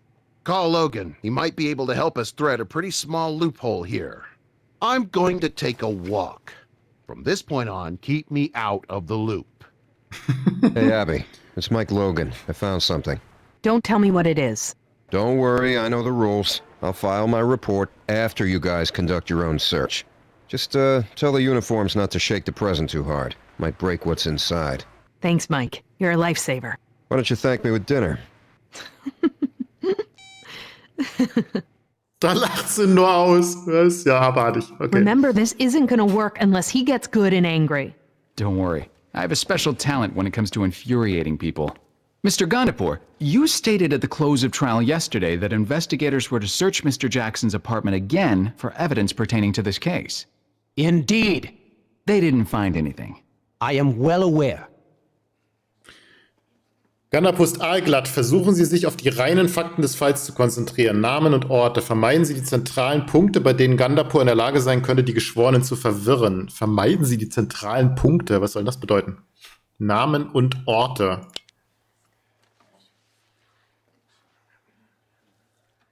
Pashtune. Sehr schön, hau rein. You know what impresses me most about the Pashtun people? I can't imagine. Their code of honor. Zan, Zar, Zamin. Men are expected to protect women, gold, and land. In that order, I believe. You know nothing of Pashtun Wali. I suppose I don't.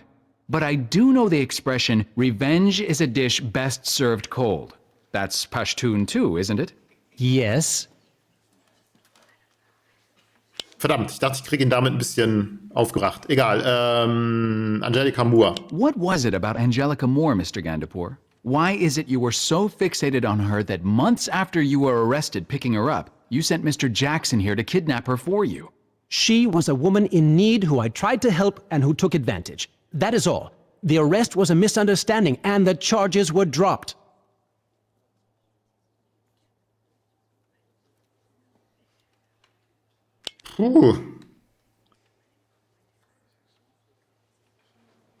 Und die das ausnutzte, das ist alles. Die Verhaftung war ein Missverständnis und die Klage wurde fallen gelassen.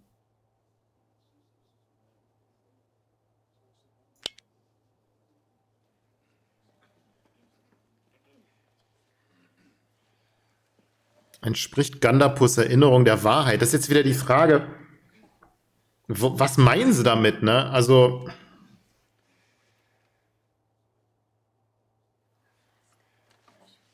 Ich meine, er wurde angeklagt wegen, weil er sie angegriffen hat. Wir haben noch Bankrolls Aussage.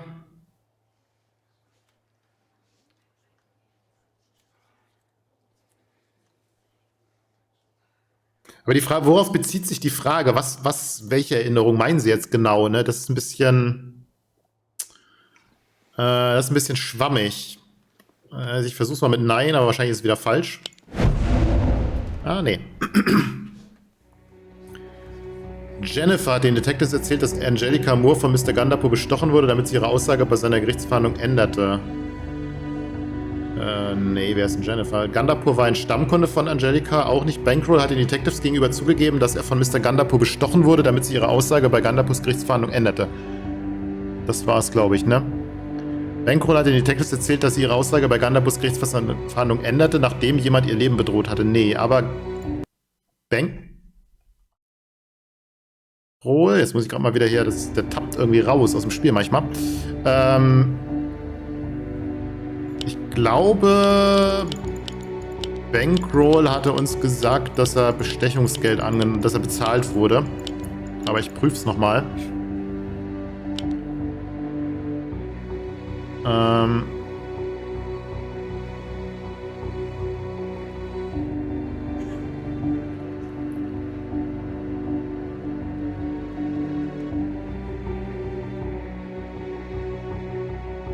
Was war das?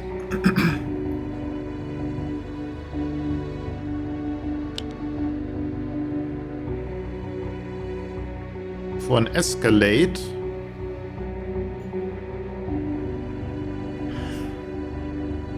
Ein paar Wochen später taucht er wieder auf und drückt mir $1000 in die Hand, damit Angel dicht hält. Genau.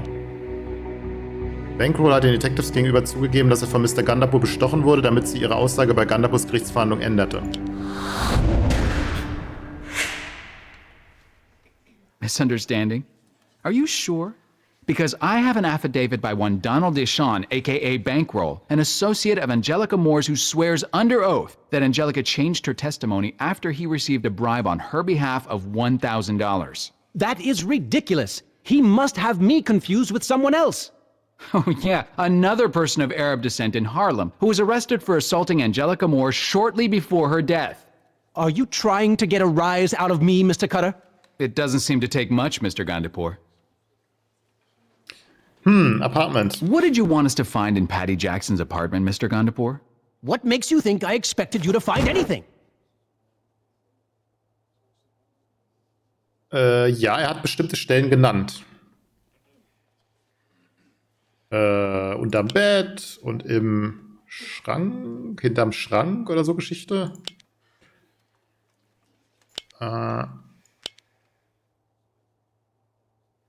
Unter seinem Bett, glaube ich. Ja, unter seinem Bett. Als ob sie da nicht nachgeguckt hätten, ne? Aber ja, er hat bestimmte Stellen genannt. Gandapur hat ausdrücklich verlangt, dass die Detectives den Gefrierschrank untersuchen. Nein. Unter dem Bett, genau. Das Innenfutter des Sofas? Nein, keine bestimmte Stelle genannt. Unter dem Bett. Under his bed. Yet detectives did a full sweep of the apartment and found nothing. A chest! A small wooden chest! How could they miss it? Yes, one wooden chest. Exhibit C, let's call it. There! That's it! That will prove my innocence! Woher weißt du das, wenn du nicht weißt, was drin ist? Und wenn du weißt, was drin ist, woher weißt du das? Leer. Was Mr. Gandapur, could you explain to the court how an empty wooden chest will prove you innocent? Are you an imbecile? Give it to me!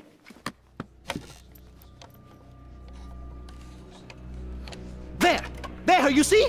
He took a lock of their hair. I saw him do it to each girl.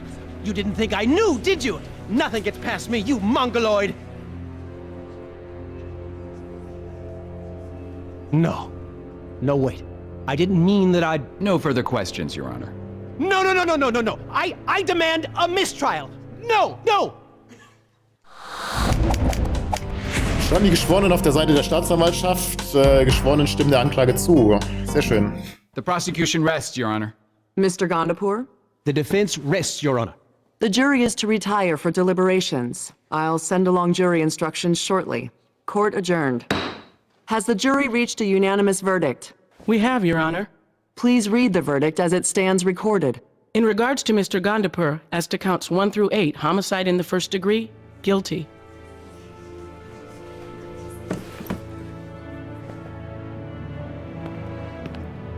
By this time tomorrow, I'll have the best law firm in Manhattan working overtime on my appeal. I might do some comparison shopping if I were you. Your board of directors voted to have you removed. So Patty Jackson goes back to jail and Gandiper gets multiple life sentences without parole. Well done. Nice to see that the super rich are still held to the same standards of justice as the rest of us, once in a while. At least until his appeal. To the rest of us.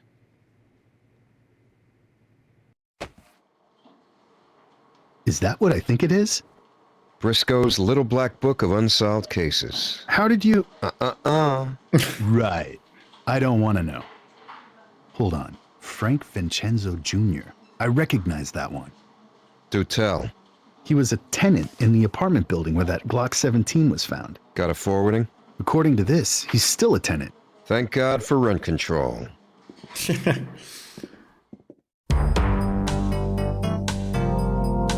Okay, also, ja, das Ergebnis war diesmal gut, im Gegensatz zu Teil 2, wo wir ihn nicht verknacken konnten. Ja, ein paar Sachen haben wir mal retried, aber das ist, ja, manchmal ist es ein bisschen in den Formulierungen ein bisschen komisch, weil das ist halt, an manchen Stellen kommt es halt extrem auf die Formulierung an und an manchen Stellen ist die Übersetzung ein bisschen strange. Und manchmal gibt es halt auch so Begriffe, wo man gar nicht so richtig weiß, in welche Richtung es gehen soll, wenn man das wählt als Option. Ja, insofern ist es ein bisschen schwierig manchmal, aber so die allermeisten Sachen hat man ja irgendwie auf Anhieb hingekriegt. Und die ein, zwei Dinger, wo ich dann irgendwie geretried habe, ja, da ist es dann halt so, dass ja, das eine oder andere war eine Fehlentscheidung, wie bei den Einsprüchen, wobei das manchmal auch so ein bisschen so eine Erfahrungssache ist, die man erst mit der Zeit entwickeln muss, ne? Ob das jetzt, also gerade bei diesem schon gefragt und beantwortet Geschichte, wo es ja schon ein bisschen drauf ankommt, ob jetzt damit gemeint ist, ob es halt inhaltlich schon beantwortet wurde, also fachlich, oder ob es wirklich formal quasi einfach die Frage wiederholt wird, also im gleichen Wortlaut oder so. Und da ist man echt ein bisschen schwer einzuschätzen, wenn man da jetzt nicht irgendwie Erfahrung hat auf dem Gebiet, was jetzt genau da wie gewertet wird. Aber sei es drum, das Ende stimmt zumindest so, auch wenn wir ein paar Sachen im zweiten Anlauf erst geschafft haben. Aber gut, ja, dann geht's beim nächsten Mal hier weiter mit der 4. Episode. Bis dahin, ciao.